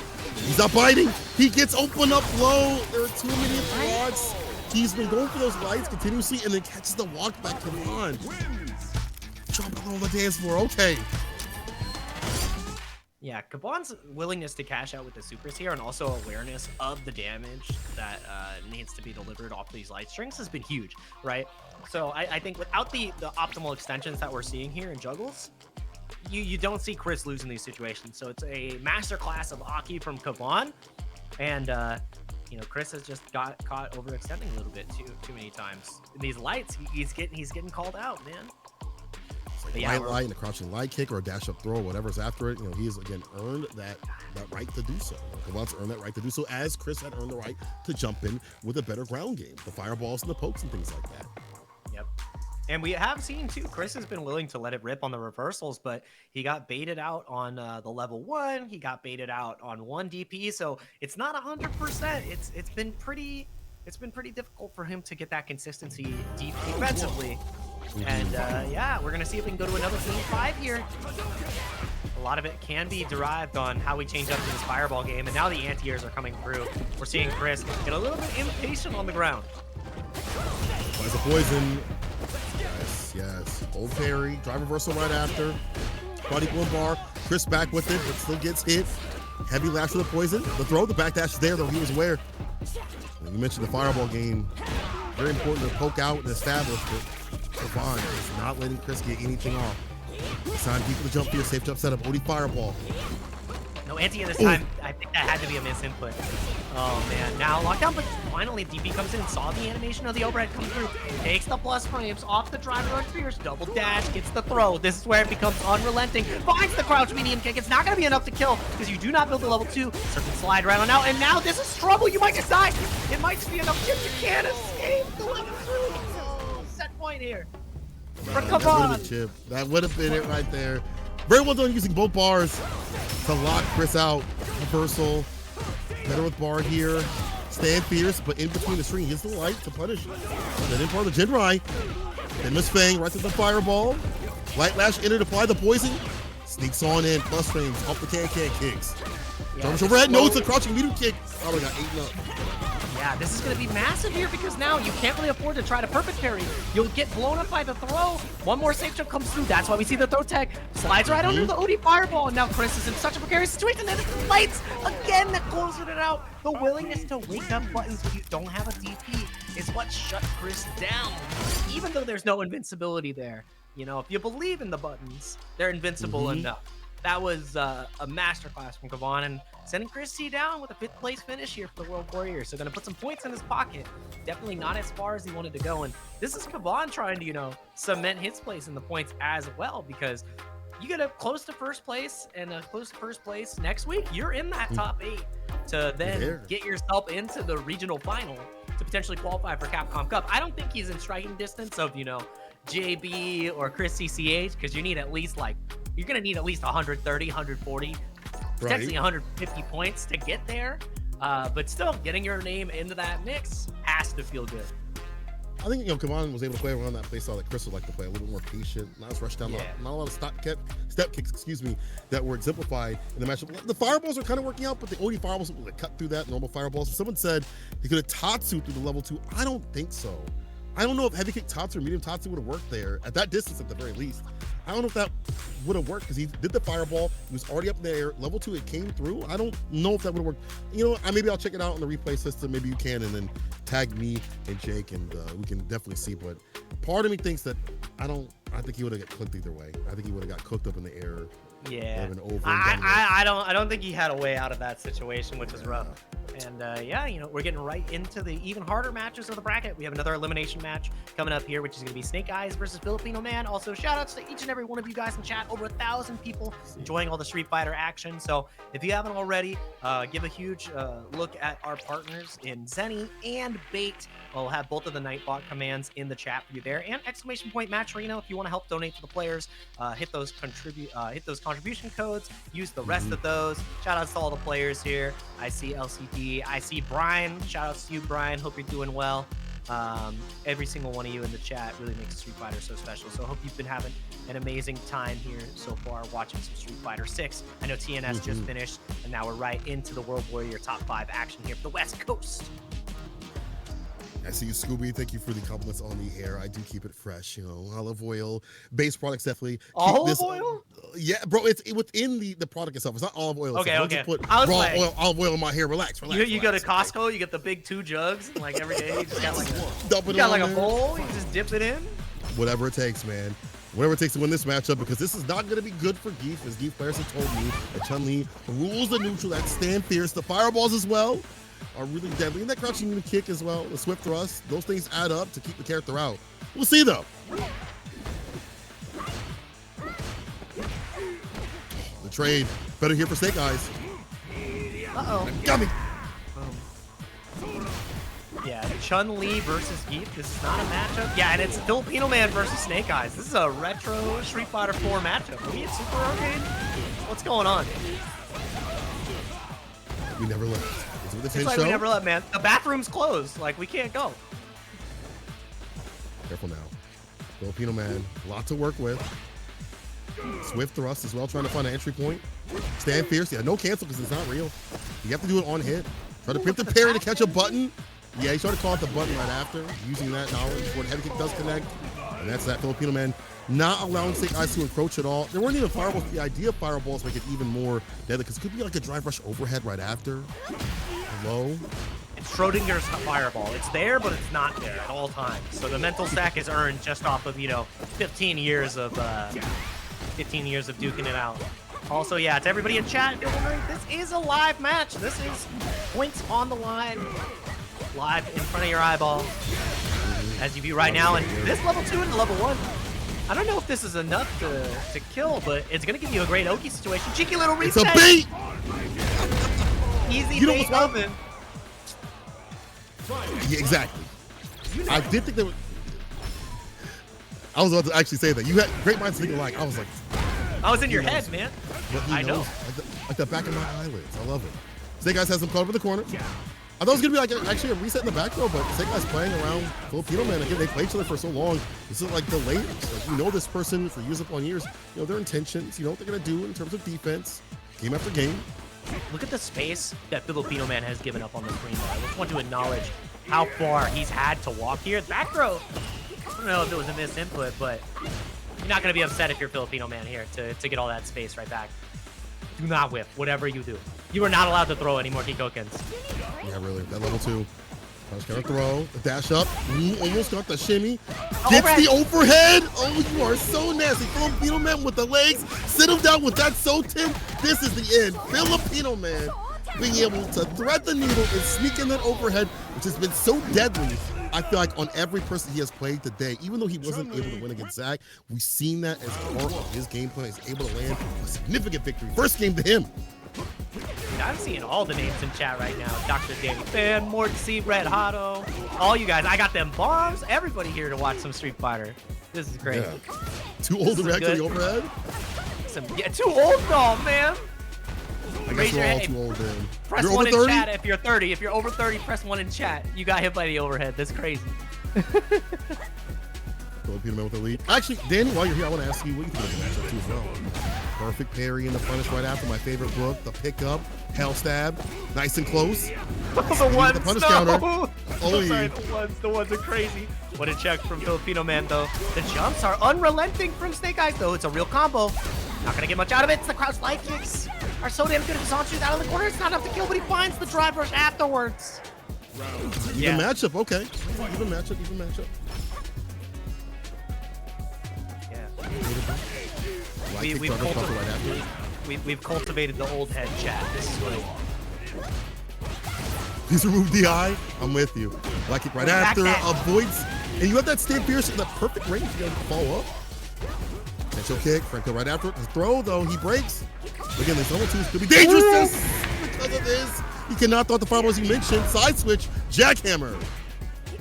Locked down in the corner. And again, we're seeing the Kikos come out to try to escape this corner. This is one throw for your troubles. You can't really afford to take the SPD to stop. Should lead into demise, but goes for a DI reset again. Didn't even need to save the meter. Already had the round in the bag, but damn, that was brutal. Snake Eyes getting an even score. Got a 2 out of 3, the classic. Yo, this is Black Eaters on right here with these little resets every so often with the DIs. Black Eaters Black on? Eaters on. Anti-air is perfectly done here for Filipino Man. Keeping the proper space. Also on that stand fierce, so maybe OD fireball to gain some space, or just the swift thrust is really good against the drive rush. Dash again into the crouch light kick. He's not punished, but he still finds the opportunity, and he's getting chopped, checked, and countered. Oh, not the PP. Huh? Perfect there. Is it close? Oh, I was going to be empty throw, but we're there either way. Bird kick, it's another one on it with the normal forward heavy kick, looking for the throw, the trade. Yep. Filipino Man with the drive impact right back though. Snake Eyes with the rebuttal and the kill. Age is just a number, baby. Age is just a number, baby. That was great. Snake Eyes, 1 round away against Filipino Man here. Kick. Zanchu didn't get the counter it though. Get the walk up throw right after. Look at that reassessment and the anti-air. A little bit more scaling this season, but still a fantastic anti-air. Resetting with the SPD. You can't take 2 more, man. This is scary because the level 3 is there too. So Filipino Man needs to be able to kill here. You do not want to give him that CA. It's going to be 1. It is going to be 1. And that is going to be, yeah, 3 versus 2 here. We saw the level 2 in great use here from Snake Eyes before to beat out the Kikoken. Level 2 could be good for Filipino Man if he gets some pressure off and puts him in the corner, but right now, We're going to the East Coast. SPD, OD, crushing medium kick for the counter hit. Counter poking Filipino man. Trying to deal him in. Oh, the slight back block. I thought I was going to be able to press that button. Yeah, I thought so too. Scary, no one punished.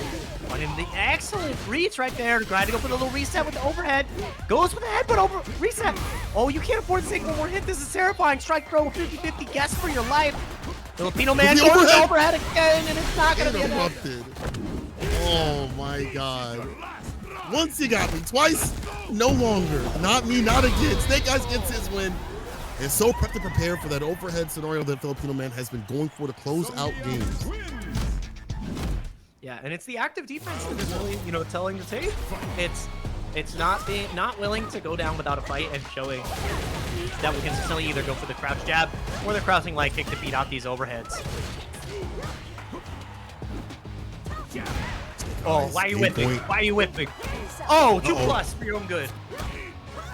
Back throw, reposition. Again, this range stand, fierce fireball, swift thrust with the walk up. It's the advancement tool. Dash up the back throw was there. I'm sorry, the throw wasn't there. The back dash was there with the crouching light kick. OD SPD. Extra range. Getting dumped out. Oh, the chop punish counter on the normals. Not allowed to whip, and now it's just a battle of button economy. Here's just the wall. We talked about this before. One of Snake Eyes' scariest facets is how he is such a menacing geef to approach. You cannot whip into this guy's face in his range. He will always find the opportunity. He's never using any buttons that are getting him in trouble. Like no stand fierce outside the distance where Filipino man can like stand fierce in rebuttal. Perfect parry. You mentioned the active defense. How active with that perfect parry. Gets a side switch as well. Oh, I lied. Right back outside the corners. Filipino man. No pressure with the fireballs. But again, has to be careful. That level 2 could be coming through to eat up those projectiles. Mountain man splash. The headbutt stripping away the drive gauge. Gets the counter. You know what it is? Level 2. The triple stomp, a tool that's not really utilized that often on pressure because it is gapped. And let's see what happens here. Do you opt to jump? You can't really afford to because level 1 will absolutely obliterate you. I want to see what happens. Jumping in. Snake Eyes kind of on the pressure. Filipino man has one more shot. He has to keep this going. Trying to get to the throw tech. CA is there. How do you defend? Wake some crouch. Wake up! Is it enough? I don't even know, man. It is CA. This is going to be massive. But that's a big boy. No, he is a big boy. No, he's not dead. Okay, yeah, you got to get aggressive before he gets that level 2 off. Before that even becomes a danger. I like the walk-up crouching mini kick, the aggression, staves off, set point. We're not done with the session. We're not done yet. Swift Rush trying to find an entry point. The hard knockdown right there off the sweep. ODDP though with the bust out. Filipino man with the drive rush forward. Heavy kick, no overhead this time. Double trade. Level 2 again against a fireball. Side switch probably incoming, I would assume. No. Yeah, attack on drive gauge. Once again, trying to get that burnout, but Filipino man finding the next hit, giving himself an opportunity to get those 3 bars back, which is the comfort piece. That's where you always want to be, but the headbutt has obliterated the drive gauge. Oh my God. Help, Cola. Oh, level 1. Help's on the way. Saves the day for now. Throw the jump back to avoid the flip. Right gets the overhead. Counter hit that should be able to kill. He books the bar. Level 1. Need the bar. He doesn't even need the bar to get the W. Still got the pickup either way. Final game between the two, but it's honestly it's band to band right now. The trades have been landing. Filipino man has been at the precipice. This is it. The entire is there. Drive rush interrupted with a crouching light kick. Let the song cook for a second. Oh, let it cook. Ooh, we're in the corner, Cola. We're in the corner. What is with punish? Mix it with jabs though, like kicks. With the jab right after instead of the throw. That's a punish counter throw. Snake Eyes up in the corner. Oh! Throw right back. Snake Eyes trying to find this opportunity. It's all about burning out the drive gauge, but Filipino man has created enough space effectively. Do you die? Yes, set point in for Filipino man. I like that. Back away to stay alive for a little bit longer so you can reassess and land what you need. Filipino man now on set point. Lands the crouch, kick the drive rush right after it. Got that bar at the bottom building up. No overhead this time. Snake Eyes stays fine. Especially because it wasn't a counter. That could have been dangerous. Jump light kick from the side of Snake Eyes. This time no anti from Filipino man. Slipping away that drive gauge. Perfect parry. Finally some defense. It wasn't a risky one. It was not a DP or an OD at all. To the corner again. Anti-air finally comes out. The up kicks connects. What's it going to be? Baiting out the throw. Going to the skies. Knowing how terrifying that level 3 is. But the level 2 is what we're going to use. Back to the corner. Jackhammer. That X just basing.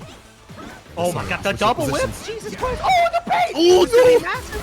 This is massive. Pick him with the Can you OD. run one here? Nah, you go to Porsche. Set point here, final game, final round, classic match. 15 years in the making, Snake Eyes versus Filipino Man. It happened in 4, it happened in 5, and now we're getting it in 6. You know, crouch fears. Driver's cancel another throw. He tried to tap parry. Filipino Man calling that out and getting some drive gauge back and stealing some from Snake Eyes. Delay stance cancel. no, Overhead lands. This is the overhead merchant. And Snake Eyes is buying what this man is selling. Filipino Man with another Soten. This time they're in the set. No, I lied. It's not enough. It's not enough. Don't throw. Hold on now. And he doesn't matter. It's perfect. He gets the whip punish on the sweep. Incredible stuff. Filipino Man with the 3-2 over Snake Eyes. It was going to be one hell of a hill to climb. And Geef just did not have the tools to get it done. That was an incredible set from both sides. Love watching that. That was so good. Chat, did you enjoy that? Did you enjoy that set, chat? Did you enjoy that set? I enjoyed that set. That set was baller. That set was insane. The wild things, I thought that was actually going to kill in the corner. I was like, I know he's a beefy boy, but there's a lot of damage dumped out. And I thought that maybe we're in a different sort of timeline where he routes that Geef comeback. But Filipino Man denies that, moves on in the bracket over the Geef that has been causing a lot of grief out here in the West Coast. But hey, not bad though for Snake Eyes to be able to claim a few souls on his way out loser side. Yeah, I mean, that's how it goes. Still getting a lot of points in the pocket, too. So, you know, potential to see Snake Eyes claw his way through and get into that position where he can qualify to the Capcom Cup again for the regional finals. Again, we'll see how that all shakes up at the end of the entire World Warrior. Let the mathematicians tell us exactly how it breaks down, because anything can happen. Everything, you know, everything's got the window. The only player who's won 2 of the World Warriors, I believe, is actually no, it's been JB, Nephew, and Chris. That have all won one so far, and we're on number 4 here. So Snake Eyes can't make a new winner, and we JB sadly not in it anymore. Chris and Nephew, it's only Chris. Chris is the only one who can do a repeat. Oh man, To him. The way Zach is playing though, he's kind of cooking up something fierce right now. So it could not happen. I mean, that could be something that does or doesn't happen. A lot of shakeups getting to this point and shakeups in this top 8 spot. And if y'all think it's hot in the dot, I need y'all to hit that match. X-Ray Smart match. We're going to put that in the chat just like that. Giveaway to pay these players as JNV has. We have codes to claim. We have money to give these players for absolutely free 99 without the 99. Go ahead and claim those codes. Get that done, and let's continue with the fun here. Again, we have Chris now on the Ed. So Ed versus Chun-Li. I think this is definitely a Chun-Li favorite, not Chun-Li favorite matchup. This is an Ed favorite matchup. Zach Boss has consistently gone into the Discord, into stream chats, and has a copy pasta about this matchup. He hates this matchup. Hates it. Really? Yeah, but yeah, this is a Salon Winners Finals here at the World Warrior. Shout out to everybody from Seattle. If you're in the area, come out to our tournament next month. I think it's like a $4,000 prize pool or something, free entry. Get over here if you want to fight the best in the West. Back up with something at all. ODDP runs that ragged. Walk up throw again. Light an OD. Find the hit confirm that he would like to have. Look at the back throw though. Chris repositions himself. Gets the pickup after the flicker. Flicker again. Drive impact, but I like that. Let it rip so you don't get blessed. Oh, the shimmy, but not getting the full confirm here, it doesn't matter. We've seen in Street Fighter League how Chris has consistently gone through fireballs. And oh, dude, he played chicken. He played chicken, but he got caught. Oh my God, I can't believe it. Are you dead? After all of that? Yeah, still got the recovery, the spark. I think we got to go for a meaty right there and got blessed. Unfortunately, Zach Boss will take that first one. Back walk into a whip punch against the throw. That was off of Chris. Stubby. Yeah, that was off of Chris dropping 2 combos. Not even get the confirm 2. He's dropping a lot of these hits. Maybe a little nervous. Understanding the importance of the first place here. Parry is there. Floaty jump, so easier to deal with. Knockdown with the Psycho Blitz. After a stand fierce OD. Once that on hit, that level 2 scenario. Ooh, had the buffer ready. Yep.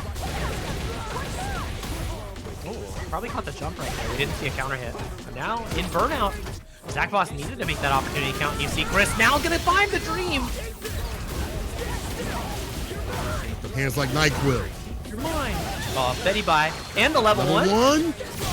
Bing. It off. That's enough to get it done. Yeah, Chris CCH. With the proper conversion to kill.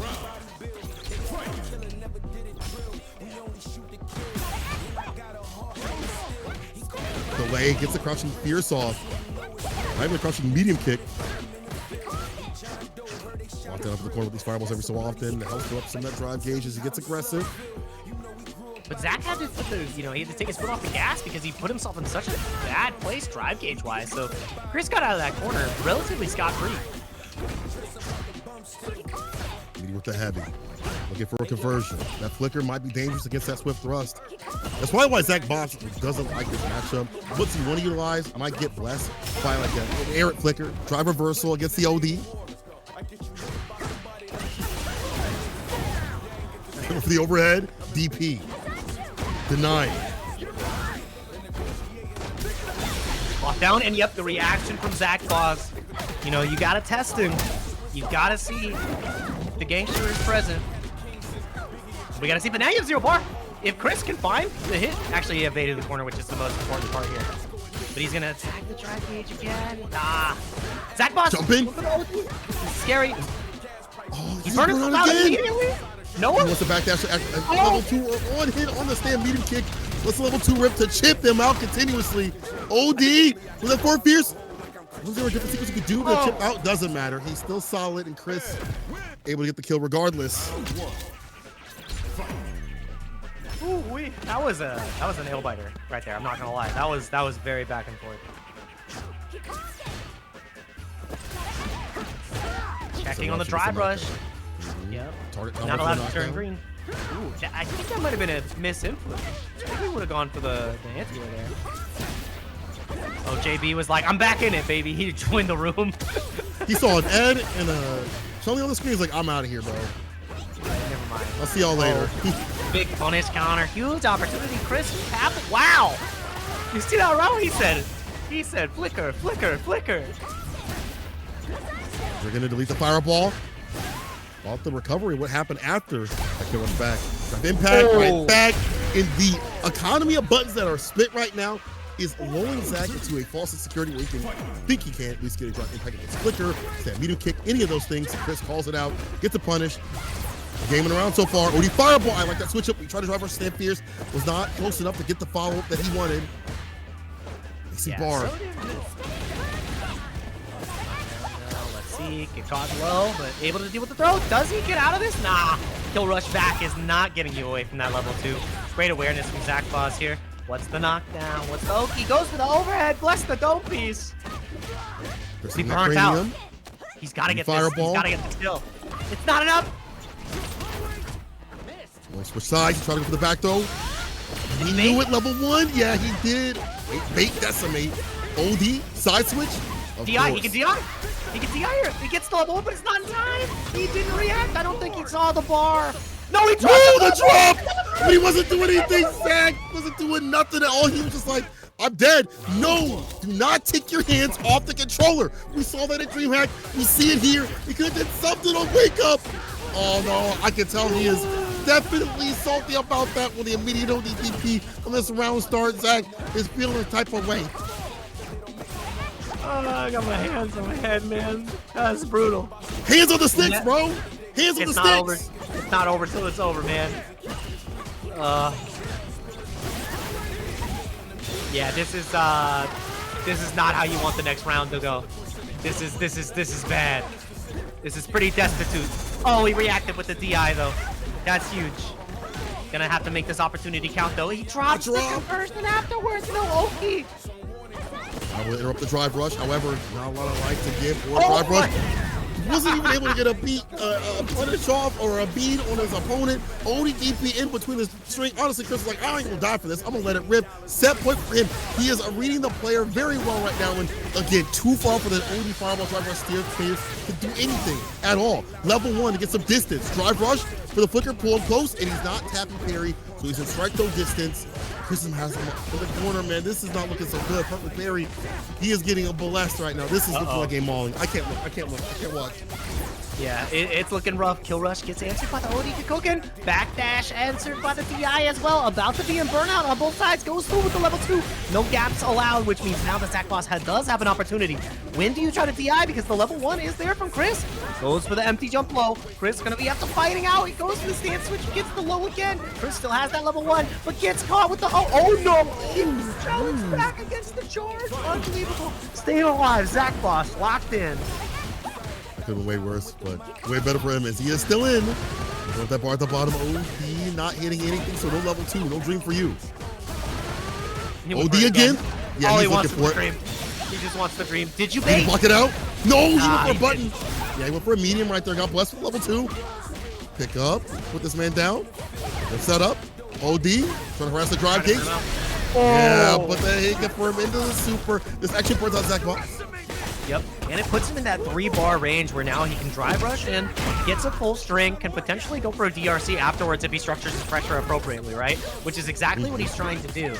And he gets the kill rush bait, but no, he doesn't even get punished on that? That's disgusting. You The can't second thing punish is he got that? punished. Bro. Again, has not been able to do anything. Back with drive gate real soon, but has so much health that has been to the wayside right now. Try to cancel the overhead, the interruption is there. All Chrissy's like a perfect parry just like that, and a punish right after. This is my favorite book, and my favorite tickets to lead the level 1 to get it done. Mink him up. Chrissy CH takes down Zach 3-0, securing his spot in the winner's side of Grand Finals. He had been fishing for that perfect parry on Hazanshu for the entire set, and he got it in the last interaction. The fact that he had been fishing for it the entire time and finally made it work out, beautiful stuff, beautiful stuff. I really hope that we get to see Zach Boss post the copy pasta of how he feels about that matchup in the chat. I would love to see it. I'm gonna ask him in Discord, be like, hey, can you send me that copy pasta so that the chat can have it? Because it's great, it's beautiful. Absolutely love it. It's so strange. It's just weird to see, like, because I feel like I've heard people say, yo, Chun-Li does really well against Ed, but maybe it's like a stylistic difference. It's a regional difference. What one region and how they play is gonna be different than how it is over here. So with it, Chris plays, I can understand. I'd be mad at Ed too, to be honest. So, whew, that was nasty. Yeah, post that copy pasta. I want to see it. Yo, if y'all post it, we get a chance to, we'll read it off. How about that? I'm looking for it. I'm looking we'll for have it. Jake read it off. I know that it exists. That's the thing, because I've seen it. I've seen it employed in previous World Warriors. Employed. So I hope that that card gets played. But Christy CH currently typing in chat, and yeah, we're getting into our next match here. It's gonna be Filipino Man duking it out in the loser side against Kavan, formerly known as Yanub. And it's gonna be Aki Chun-Li. Can potentially get another Chun-Li mirror, which we saw Zach Boss get the better of, but we are not missing a beat here. Only beat downs for the West Coast. Canada West loves it. World Warrior for Street Fighter. Shout outs to WNF, Bait, and Zenny for helping us put this all together. And of course, Capcom, as well as we get into our final 4 of the evening. OG after spinning bird kick. Catches the walk back with the fireball. Zanchu trying to cut through, but the spacing has been different with the bomb. Does wake up with the buttons. Filipino Man a little bit more aggressive, more active on wake up than other Chun-Li players that we've seen today. I got the copy pasta. If Ed has 1,000,000 8ers, then I am one of them. If Ed has 10 8ers, then I am one of them. If he only has 1 8er, then that is me. If Ed has no 8ers, then that means I am no longer on Earth. If the world loves Ed, then I am against the world. That is the copy pasta. That is back into the match. That is hatred for the character. That's how he feels about the matchup. So don't trust anybody who says Chun's winning that, because that's how we feel. Bet. Level 2. One more hit, a fireball, use the OD. And the Venomous Fang follow up. What could you do? If you stand up, you get hit with the OD fireball. If you're sitting down like that, you're put down to the ground with the Venomous Fang. Like that closeout. Zanchu does finally hit though. We haven't seen a Zanchu hit thus far, and it's the first one, I feel.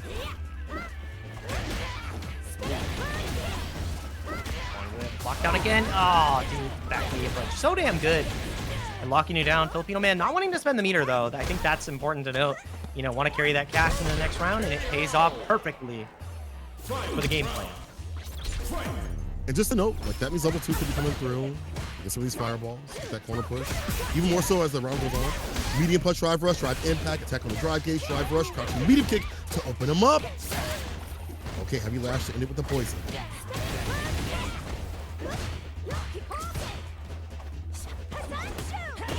Oh, neutral jump trying to beat the Zanchu, but not finding the opportunity. The thing is, Filipino Man, even though he has these 3 bars, he hasn't really been able to establish the lead. And holding on to it, he could have potentially built another bar so far because he hasn't cashed out at all. Is he going to get level 3 finish? Oh, he's not even going to get the chance. He saved the bar for the next game, brother. There's no opportunity to use it. I don't think they let you do that. Put it in a doggy bag and take it home with you. Come on. Not giving him an opportunity to utilize that bar at the bottom at all. And again, I think it's also because the switch up we see from where Kavan is standing, so that the fireballs are landing in different angles and areas where maybe you want a Hazanchu, maybe you want to use a level 2. The variance of what he's doing to you as well. Like you see this dual feint as a round start. This time, Filipino Man was better off. Doubles down with the spinning bird kick, the backdash there, aware of the throw. Anti-air's coming in huge as well. Jump in, and the bait again. We've seen that so consistently from Kavan against previous opponents, where he's been able to bait out the perfect parry anti-air so well with the delay button press. Oh. The John Choi anti-air, as James would call it. The fireball. Yeah, I like that. Heavy last pressure. Medium kick and burn out the Baroness goes to work. There's one of those.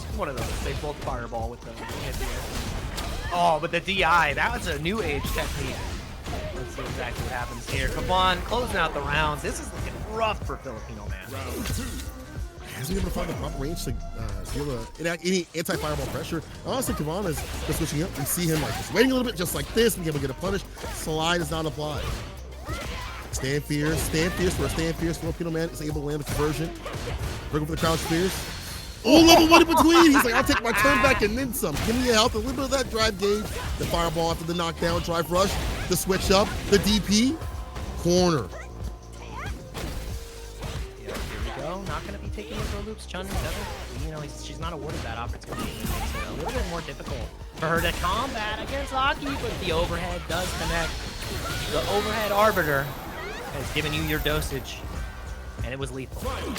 Let's see what happens here. Do we go to 1-1? We've been going to game 5 a lot. This rap is going to be a long game. Oh, again, the spacing has just not been perfect here for the Filipino Man. Kavan's been making the most of it. Stand fierce to interrupt the drive rush, gets counter combo. Fierce looking for the swift thrust, hit with the light lash, and then the back throw. Poison is still on. Oh, what a spacing trap. The backdash is excellent. I don't think you cash out here for the level 3. He just takes the meatiest overhead, but not getting the timing right. Missing the confirm. Watch for the gap. No, you weren't able to cancel at that time, which is going to give Filipino Man a huge opportunity. Build back a lot of his gauge. Do a hell of a lot of damage. Oh, dude. That's going to be it. Yeah, you've seen that quite a bit. After the super, Filipino Man confident walk up crouching middle kick to kill. Back from the brink. In the game right now. I think we're going to get that barn burner that you're asking for. Going for the anti-air, but the switch up for the jump in allows that to happen. Base off the ODDP for free. Lord in heaven, the poison applied. Next sequence is going to hurt even more. You thought this was bad? Don't get opened up. Woo! Nice. OD up kick. Finds a huge punish counter as well, and doesn't get the full confirm. That should have been it, but now burning him out, and you see the counter hit right there. Maybe he was potentially looking for a throw, but in the throes of defeat now, 1 round away from a 2-1 lead for Kavan. Crouch on. Oh my God, I can't believe it. That's not been working out at all. Kavan pressing after the fireball. Counter off the stand medium. Heavy lash for the poison. Right over the throw, but Filipino Man tries to back off to the stand fierce. Slides underneath, slides right back in with the drive rush this time. Drive rush crouching light kick. Bus frame, delay on the heavy. Harassing the drive gauge. Level 3 can be built here. I think you're just done. Actually, we're going to need the level 2 to kill. Saving the commentators some time, some breath, some mental stack. Next game, let's go Kavan. Optimization Station. So active with the fireball. He'll drive rush right after it. With like a light or medium or whatever fireball. Switch up what he does. He'll dash. Maybe drive rush with the crouching light, kick the button. Or just things like this. Able to stake step, but this time Filipino Man breaks up the stand fierce. Finds its mark. Can keep him caught up in the corner. That's like been the difficulty, I feel. That fireball's not working out. Kavan is so slippery. That was such a huge counter hit opportunity. And now Filipino Man is falling apart here against Kavan. A little bit of a rookie, not going to take the throw. Filipino Man not biting, no anti-connects though. jabbed up. Nightshade Bolt comes out, but the reversal. Do you see a DI come out from Filipino Man? It's going to be a throw. How many more are you willing to take, Kavon? Just the chip damage. He goes for the tech. Where is it? There it is. Fireball. Yeah, as you asked, it will be delivered. Filipino Man looking to stay above set point. If you don't drop this, level 1 shouldn't miss after this. Yeah, get the pickup to put him down. Filipino Man spins the bar to take that run and stay above set point. Hopefully building up level 2 on the way and maybe being able to utilize that against the Nightshade. Oh, what a walk back. So damn good. Kavon has just been so strong at fading out. Fading out the throws, but that instant air leg just got sick. I'm not gonna lie. Good stuff, Anton. That was sick. Let's go, Filipino Man. Defensive options. Uh-oh. Ball for the fireball, perfect parry, and the punish right after. Reset. Resets with the overhead, not even going for the Oki. Level 3's built up here. Yeah, Sultan, once again, Filipino Man. Well done, you know, most people go for the kick Oki. Not dead. It's not not enough. dead. Watch the CA, you gotta be so careful. Yeah, just level 2 can beat chill. Kiko in 2. You have to be so careful here. And that's why you see the serpent slide coming in. Oh, that was smart. That was smart. There we go, 2-2. We're going to game 5. Barn burner of a set once again. Wouldn't have it any other way here for the World Warrior. These players are fighting for their shot at $1 million, dude. They're fighting for their shot to play in the Capcom Cup. And shout outs to Big Papa Chunk. Thanks for the raid, brother. As we get into this top 4 action, we're almost getting to our top 3 here. Wow, punishing. What? That was clean. Side Russian medium. Again, so prepped and prepared against the anti-fireball play. You have to be as hockey. Oh, so saying the pace, back throw to kill to ensure that it does after that punish counter happen. Kavon on set point looking to put Filipino Man down. First light doesn't get anything off that light lash. Back to going for the crouch spears, but you know, the preemptiveness here from Kavon is next level, right? Against fireballs now, also the jumps. Cross up. Has the lead. Oh, instant air legs working out again to escape from the corner though for Filipino Man. Down but not out. Again, this is set point for Kavon. If you get hit by the wrong strike here, you just die, and that's exactly what happens. Just drive rushes through. Filipino Man only gonna have to spend the level 1, taking us the final game. Final round again here for the World Warrior. That's the first time I feel like OD Fireball and Drive Rush Stand Fierce have found their mark. It's a Filipino Man reversal jabs against a Drive Rush. Drive Rush overhead, blocks it out this time. Right lash not working at all for Kavon. He's looking to get that poison applied. Yeah, there we go. Get real nasty. See that bar at the bottom. The cancel right after he just commits the option. Gets a nasty pickup. Dash up, beats up the super. And I think you're just done for, Filipino Man, with a bait at the very end. Snuffs out Kavon's hopes. Finds the level 3 and is going to be moving on for a rematch of the books. Zach Boz versus Filipino Man is on the docket. A 3-2 win over Kavon makes that a reality. Oh, you get to see it go up that level 3. Haven't seen one in a while. I've had some missed calls out here on terms of what's killing, but man, that was godlike in terms of like the wake up approach we see switched up. Air legs against an overhead working out. Very smart stuff, and kind of switching up what he's doing. OD Fireball having to be utilized, saving that bar not for Drive Rush, but using it for like OD Fireball to initiate Drive Rush. Staying fierce right after, because other things weren't really working out in the neutral. A very good switch up here. Filipino Man moving on the bracket, giving us even more losers finals action. I love that. I love that too, because you saw that, you know, regular Hikoken wasn't working out. And it's like, what if I OD'd? It's like, oh, this is pretty good. Fireball Drive Rush, kind of good. And big shout out to everybody in the chat. Chris CCH had a very important thing to say. If Anton has 1 million fans, then I am one of them. If Anton has 10 fans, then I am one of them. If Anton only has 1 fan, then that is me. If Anton has no fans, then that means I am no longer on Earth. If the world is against Anton, then I am against the world. Anton is the best chun in the world and vegan. Surprise. Was not before, is now. So if you want to become a chun super, that's the end of the copy process. That's how you know it's like a unique brand. His own blend. Okay. Like yeah, exactly. Also, shout outs to Stupendous. That's the best Street Fighter duel player in the world. Did you know that? Actually, yes. Like, he's literally the GOAT. He's literally the GOAT. Like I was playing heavy when the game first came out, and I decided that I was like, oh, I'm gonna challenge Stupendous's team. And his like power numbers, like mine were like right here, and he was like off the charts. I couldn't even mess with him, man. Like, you're like an Earthling. I was an Earthling, and he made me look like Yamcha. He didn't even use his main team. He sent out the I was dead. I was done. In the crater? His secondary Geef team SPD'd the shit out of me. That's what happened. Yeah, actually running Geef on that. That's crazy. I mean, he was pretty good. Yeah, he's pretty good. Yeah, it can be. It really depends on the one that you would have. There's like different comps. Whatever, it doesn't matter. But shout out to everybody in the chat. Top 3 is coming in hot here. We've got 2 Chuns and a Chris hanging out, ready to see who can get the lion's share of the points here for the leaderboard. And if you want to get your lion's share of the merch, if you want to look the best, better than the rest, lead the pack. Get the Third Strike merch in. Sherry, an excellent model here to show us how good the bait merch looks. You know, officially licensed and partnered with Capcom themselves. You can see everybody wrecking it at Barcode. Shout outs to Jeremy as well. One of the voices of Street Fighter, rocking the Third Strike merch. They also have some new age merch as well for Street Fighter. And tell me about what's on your face right here, Cola. What do you? These beautiful Zenny glasses that you guys and gals can get. You can save 10% site-wide with the code Level Up 10. Enter that in and save some money right now. So we have this beautiful partnership with the powerhouses that are out at Zenny. You can see all the frames, see everything with these beautiful Zenny glasses that I'm wearing on my face. And these cats are wearing right here in the picture. Gift bags could be given out too as well. Shouts for them to hooking up the winners and also some of the people out in the chat. So hit that. I think it's exclamation mark Zenny WNF, I believe. I know that. I'm sure I might just throw it in there. There it is. I was right. There we go. All right, click that link and use those codes to get some money off. Come on, these glasses look hot on me. I was already looking good, but I look even better with them. So I can see all the beautiful action we're about to receive right now. Also, one more thing. Exclamation mark, not real. That in the chat, just like that. Claim 10 all the codes codes. left.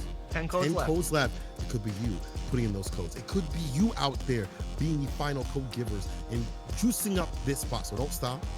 Use these codes up, and also if you have some money, send it their way for this fantastic play you are getting on a Wednesday night, or actually almost, well, I guess it's Thursday morning. It is how things go out here. We it's go still late Wednesday with for these me, fights. Baby. Well, not here. It's almost 1. Hey, well, it is here. Fighter. This is an all West Coast top 3, baby. It's 10 p.m. for you right now. Okay, honorary West Coast. We're getting into the match. Losers finals. It's gonna be Zach Boss versus Filipino Man once again. Zach Boss is gonna be in the orange, and Filipino Man is gonna be in the blue. As we get into this match here, and it is Zach Boss with the unrelenting offense to start off this set, and inspired defense from the likes of Filipino Man and trying to escape the corner. We saw last time, I feel like. Zach Boss put the rush down pressure continuously, especially with that corner, not letting him leave, just like this. With a DP against the stance mix, I like that. Air throw drops him down to the ground. That has been a big thing for most elite players to go for that flip to side switch. He was like, no go, Bozo. Not gonna happen. Perfect parry is there against the fireball to start things off. But again, as you mentioned, Zach Boss, very aggressive, better round start to stand fierce here for Filipino Man. That is wild. The yoink right out of the air. Unique air option says, oh, yep, floaty jump. I've got something just for you. Massive back throw opportunity. We've seen Filipino Man get consistently punished for trying to go for those tap parry situations, but the level 2 right back. Burnout Brothers on the screen. Both looking hella ashy right out the shower after an hour. That means no fast fireballs. Kazanshi trying to cut through. Jump in, blocked out, but the shimmy is there. The crouch fierce. Dash up, try to meet it, but yeah. He hit the bar. Filipino Man back with bar. Bing, bing, bing, bing. Gonna get the bar back. And the bait. No, you're dead. It only hits good players. Oh, no. Ain't that the best part? You played around good players and their great reactions. Like, you're going to do it no matter what. Like, it's built into you. Yeah, you're going to turn red, loser. Oh, round around so far. I bet you want to DI, loser. Oh, slide. Excellent punish. What happens here? No reversal this time. Yep, and now we're gonna go to the level 2 corner setup. You can't really afford to take too many more strikes here. Filipino Man close to burnout, has 3 bars. How do we defend in this difficult situation? Interruption. You can't get in. The swift thrust is ready. One more mix. Lightning kicks, blocks it out. Counter it. That should have been it. Zach Boss could have committed. For the perfect carry, but not finding an opportunity. Another trade is massive, and that time the DI did come back. You saw him turn red, but the slowdown didn't happen because he got chipped out immediately. Anything you can do, I could do better. They both DI killed each other. This is stupid. DI for a DI. be like, only good Only players get DP. hit by it. You're pretty Only good, good bro. players, bro. You're pretty good. I'm pretty good. Dang, that was crazy. Why did I get 2 Ws? Nobody knows.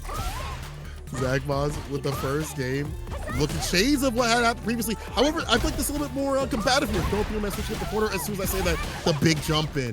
Damage being dumped out. One more interaction after this. Empty throw calls out the parry with the back throw. Zach Boss is just playing on a different level right now. This is more of the same that we saw. This is more of the same that we saw in the first set. Yeah, this is kind of nuts. Let's see. Oh, nice double crouch medium punch. Find the opportunity. Caught Zach Boss rotating right back in, trying to float in. You know. Oh no! What the? Oh, That was a wish punish. That was a wish punish. Wasn't a star. It's a falling plane. Legs coming through with the DP right after. Frame kill and the throw right after. Oh, here's another one. Get his lick back. That'll be a perfect parry. And he gets the bait on the way. throw. No way you win this. Finds the crouch out, and the DI is not able to cancel in time. I think he kills here, Cola. He doesn't even need to spend any meter. I think he kills. No, he's gonna level 2. That was a little unnecessary, but it doesn't matter because that's the game. You can spend all the meter you want. That's a 2-0 lead for Zach Boss. Ensure you get that W. Don't waste it. Don't let him stay alive. Especially because Filipino man had that corner pressure looking way different than what we had seen thus far. Interrupts the overhead. Spinning bird kick. Gets the shimmy right after it with the crouch fears. Trying to go in for that throw. Pick up with the medium fears. Jump heavy kick in the throw right after. Filipino man now putting the pressure on. Medium. No drive rush right after, but this is fine. Filipino man with a big lead. Only fireball or just sweep the legs with the crouch kick and drive rush right after. Find the finish with the DP. Yes, sir. Filipino man looking way different than we saw previously. Much better look on that round. Obviously not happy about the 2-0, but the thing is, in these 3 out of 5, you have the ability to adjust. However, in this set, this is 5 straight for Zach Boss. You gotta remember that. Oh, I don't know what that was. Maybe thought it was gonna be a throw right after a dash up, so maybe thought you get a throw or defensive throw. Either way, Zach Boss blowing him up. Hazachu cuts through, falling at the stand fierce, or either that or maybe a possible fireball. Dead of the dead with a level 1. Gets it done. Zach looking to 3-0 Filipino man again. 1 round away from making it happen. 6-0 would be such a painful position. You get to 3rd place and you lose to the same guy twice. Immediate spend into level 3. It's gonna push you closer and closer to burnout, which is exactly what Filipino man wants. He obviously wants to always use that level 3, and this time we got an early spend, so happy to see that this time. Let's see if it pays off. Oh, wow, the sweet punish. Being able to get the punish counter.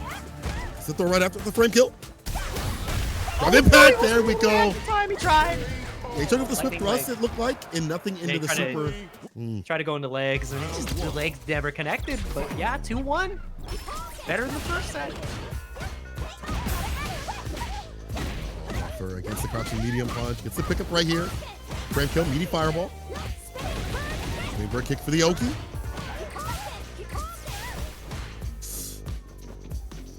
Zach trying to get some ball back. Oh, Filipino with a slight walk up now. I like that. We've seen a lot of jumpings happen. Pushing positions. Oh, no bite on the shimmy either, but it's a matter of perfect parry. Excellent punish. Zach Boss is now the one who's in dire straits. Everything was looking so good. Gets the optimal meter build with the back throw. Filipino man, 1 round away from taking us to a game 5, he says. 2 sets is all I need. How to get David. That's all it was. Uh-oh. Off the medium, before medium, I should say. Legs in play with the medium. Fierce. ODDP is the bust out choice here for Filipino man. Dash across the medium, kick the cancel. Drive rush overhead. Again, the arbiter of these overheads, bro. Oh my god. No way you got hit. Level 3? Yeah, what a bait. And that should be more than enough to take us to game 5 between these 2. Filipino man versus Zach Boss may have gone in the way of Zach Boss the first time around, but nobody beats Filipino man 5 times in a row and gets away with it. Chun-Li wins. 2-2. I just like the way that Filipino man is playing this game. Like, he's switching up, like, the things that he is having issues with. If I'm getting jumped in on, I'll use her walk speed to change up where I'm standing so he's not laying these big jump ins while I'm trying to throw out the fireball. So we established that game too as well. Yeah. Oh man. saw a little bit of an adjustment too, going back to the roots. Crouching and kick into the fireball, just kind of chip away at the damage. Like turning his little hits into something a bit more. Shimmy comes out huge again. Punish counter into punish counter, but it doesn't matter. No huge confirm. Oh, what a back throw. Yeah, was able to get too much off that sequence. Back throw, switch positions, the air throw. Ooh, he's so clean, but Zachbox quick hit with violence. Unfortunately, that is easily punishable. No man will not let that go. Hella meaty with that jump heavy. Oh my god, that was no vegan option right there. Set point here for Zach. Sorry, sir. You just don't carry any vegetables. Only meats. It works out here because yeah, the Filipino man is the vegan in this situation. Great block on the cross-up right there. That was very ambiguous. Let's see. Trying to find these hits. Push to the corner now, though. Zach Boss losing the whip punish war. We're whipping mediums. The throw, floaty jump, almost got the back throw. Only fireball into the super. Whoa, that does not confirm. Every time it's going to be a little bit different there. Yeah, Filipino man getting himself outside the corner now. Driver overhead, walks it out this time. Zach Box stays fine. Drive impact does not hit anything. He's in burnout. He still has level 1 to work with. Reversal tool. That's where you want to be. Too far the distance. Easy whip punish. As final game, final round once again. It comes down to this. Check the bar at the bottom. Could be a big start here, but like a level 2 against a fireball. Zach Boss has to be super careful. Again, I mean, the biggest thing is that Zach Boss has this meter deficit, right? He has the level 2, which he's been utilizing so excellently throughout the entirety of his set. But Filipino man has been doing the same with the level 3. Let's see how far we go. Do we bust out OD kicks again? No, it's not. It's going to be the level 2. Trying to get as much damage as possible on the board. What's the Oki, though? That's the question. Is it just going to be a safe jump, empty jump low? No. Ooh, empty low. It's a medium low. Caught pressing buttons when he shouldn't. And Zach Boss should be able to seal the deal. Legs and thighs. Zach Box taking out Filipino man once again in the loser side. However, a way closer match than what we had saw thus far. Filipino man definitely striking back and not getting 6-0'd. But man, Zach is just something else today. You on one today, bro. I don't know what got into you, but you on one. But now your reward is to fight Chris, your ever eternal opponent, probably on the Ed, I would assume, again. Yep, going to be coming back on the Ed, the matchup that he is not, very fond of, especially with a couple of errors from the previous set that we saw that spelled the demise, which was a 3-0 for Chris CCH. So we might have ourselves a swift grand finals, or it will be a battle. But you guys got to battle those claim codes here on Matcherino. If you go to !Matcherino and hit that claim code button, you can get rid of the rest of those 9 codes. There's 910 of you in the chat right now. So even if 10% of you participate, we will get this job done. All right, that is going to be another $2.50, actually not even $2.50, $2.25 over to the players if you guys can go ahead and do that. It's super quick. All you have to do is log in, hit claim code. It takes 10 seconds of your time, and it really helps add a little bit extra to the pot for these players, because while they're duking it out for points in the Capcom Pro Tour, duking it out for a chance at $1 million there, a little bit of extra money here does not hurt. And 4 codes remaining. I think you guys can get the job done. Very thankful. Let's go. Preaching. Keep going. Oh, it's on the screen. Let's go. Keep going. 3. Come on, count them down. We got 3 more. Come on, chat. Y'all can do it. 2. Come on, 2 more. Y'all got it. I believe in you. I believe in you that believes in you. Yeah, I made that reference. It's like 10 plus years old. 1 more, Chad. You've got it. You can do it. And they're all gone. That's true. We did it. We're going into grand finals. Chris CCH with the sleepy your post, waiting for us to get into the action.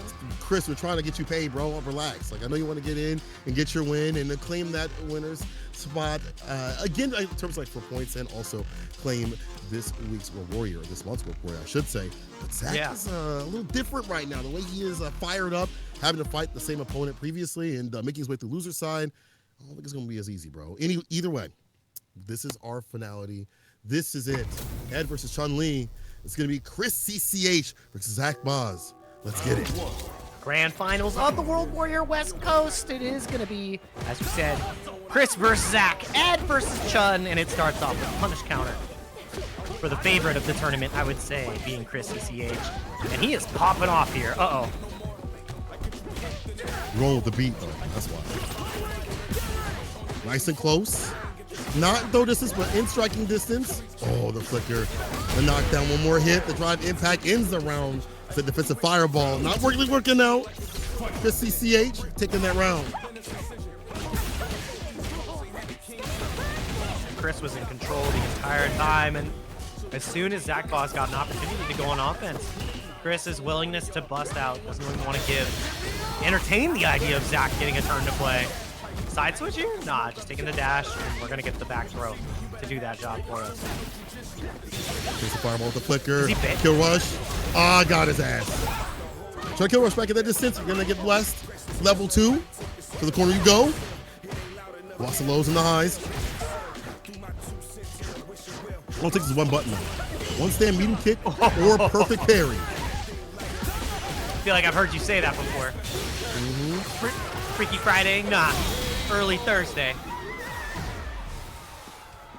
CCH looking for someone to match his freak right now. Zach ain't on that level. I'm telling you, the way that he is playing in defense and offense, and when you have someone like Phil man at your beck and call to fight this matchup continuously and really lab it out, Zach gotta show something different. The thing is, he plays Zach Boss all the time too.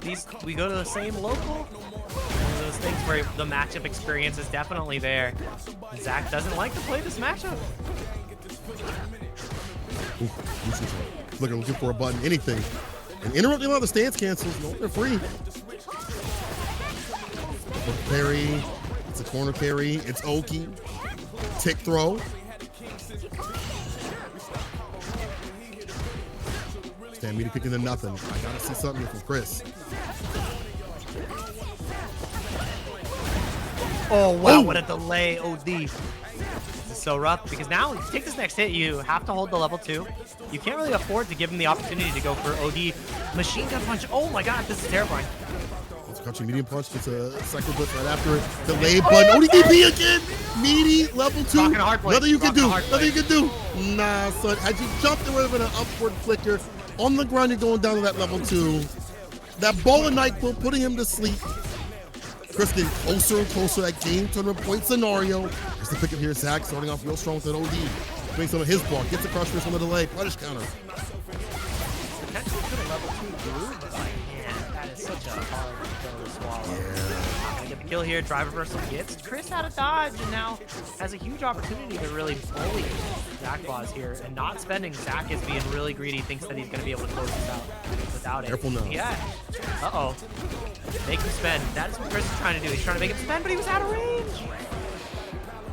That drive rush, drive impact hit, a little bit of splat and some damage, and like another interaction after that. What's the bar behind at the bottom?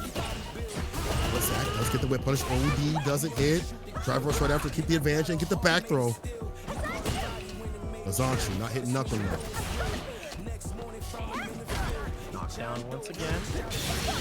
Oh, the backdash that does catch kill rush every single time. We've seen that on play from Zach Boss multiple times. The level 2 has come into huge play here. Another proper distance for that to work out. And fireball, again, not on hit.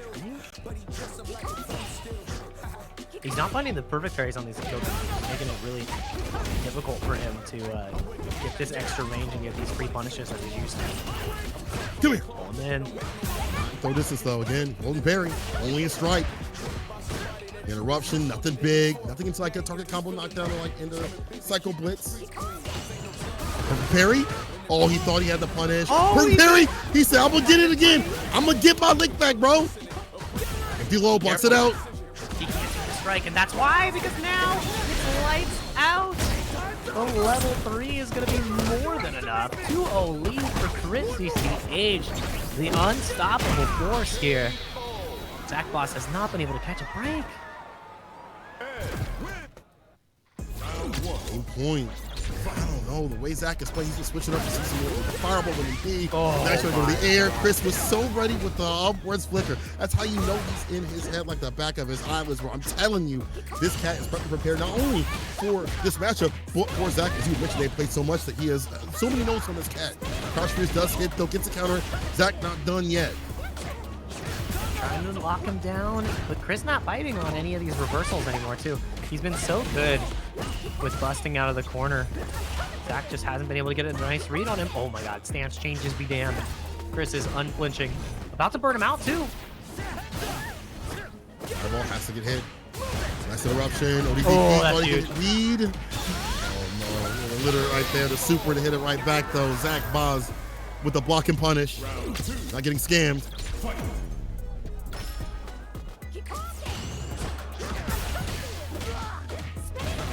Spinboard kick. What's the Oki after? Back fierce, no, the throw.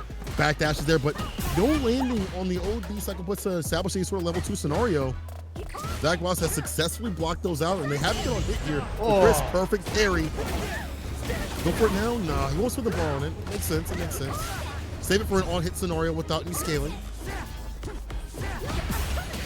Oh, wow, got the lift punish on the fireball, and immediately going to get the level 2 spent here. Get a little bit of that drive gauge back. I think that's the most important part of this interaction here. And the back throw? Oh my god, I was trying to bait it. Maybe a perfect parry attempt. Level 2, he's just going for the attack on the drive gauge here. But he was able to get the parry out in time. Yeah, that's huge. Oh, but it doesn't matter. Punish counter straight on through. He's going to build that level 2 again in a second here. Chris, oh, what a spacing trap! He just wants back just a minute bit of distance to do it too. Oh, DDP just lets it rip. He's like, you know, I thought you're going to do something. It's going to cover a lot of things. If you go for a throw, a button, anything, you gonna get got. Stay sucking for this. Is set point for Chris CCH. The dream combo. Shades of Ending Walker. That was incredible. Goes for the frame kill. Look at the dream extension. Oh my god. Chris CCH going for the tap parry as well. And he's about to burn out Zach Boss. So Zach Boss takes it upon himself to burn himself out to at least escape. But now you're in such a dire position. How do you escape one throw? Do you reversal? Do you deal with the BI? It's not coming. You take the damage. The BI never comes. You take the damage. You might be able to just try to chip him out here. You might just try to chip him out here. It's gonna be a punish. Chris CCH catches it from the back door and takes the set. Once again, Chris is your victor and is your victor of World Warrior 4 out here at the West Coast. Congratulations to Chris securing a hefty amount of points in a dominant fashion again in the run back.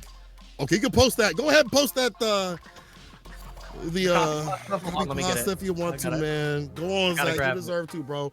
If someone hits you with the ODDP like that up in the corner, the Chris Walker, no. Go on it. I feel that way too. Yeah, it's a 6-4. It's a 6-4. It's a 6-4.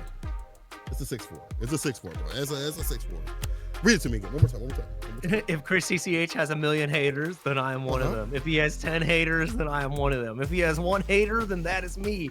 If Chris CCH has no haters, then that means I am no longer under. If the world loves Chris CCH, then I am against the world.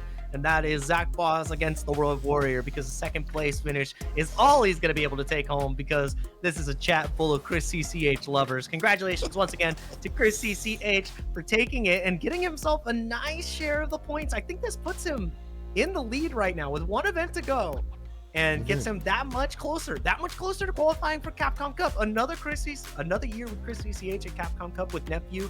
Are we back in Street Fighter V? Is that what it feels like? Because I want to see them both here. He had the pool of death before, and right now with how he's playing, I think whatever pool he's in becomes the pool of death. So congratulations once again to him, each and every one of our players who were here for the top 8. Shout out once again to our partners, Zenny and Bait, that really make this happen. You got the nice shades on Cola's side and the incredible merch that Bait has been offering to the FGC. We couldn't do it without either of them. And yeah, really thankful once again for you, Cola, as well. Wouldn't cover the action with anybody else. It's always a treat, brother. I do appreciate it. I appreciate the West Coast allowing me to come back and commentate. It's been a long time since I've been able to commentate this action. Seeing y'all play in other tournaments, but being out here feels absolutely blessed. Always impressed to see the action and all the people out here that are doing just the work to really push the meta forward and push this game forward out here. And again, shout out to you, your scene, the scene in the West Coast that has been doing more locals just in general. To everybody in the production, Vi in the back, give him his credit too as well. As you mentioned, all of our beautiful partners out there, all the people over the chat, everybody coming through on the match room one more time for the one time. Smart Match Arena, put that in the chat one more time. You can run some money from your pocket if you'd like to pay out Chris instead of running that copy pasta. Now, it's time to run on out of here. People, have a good one, stay safe, and we will see you in the streets. Peace out.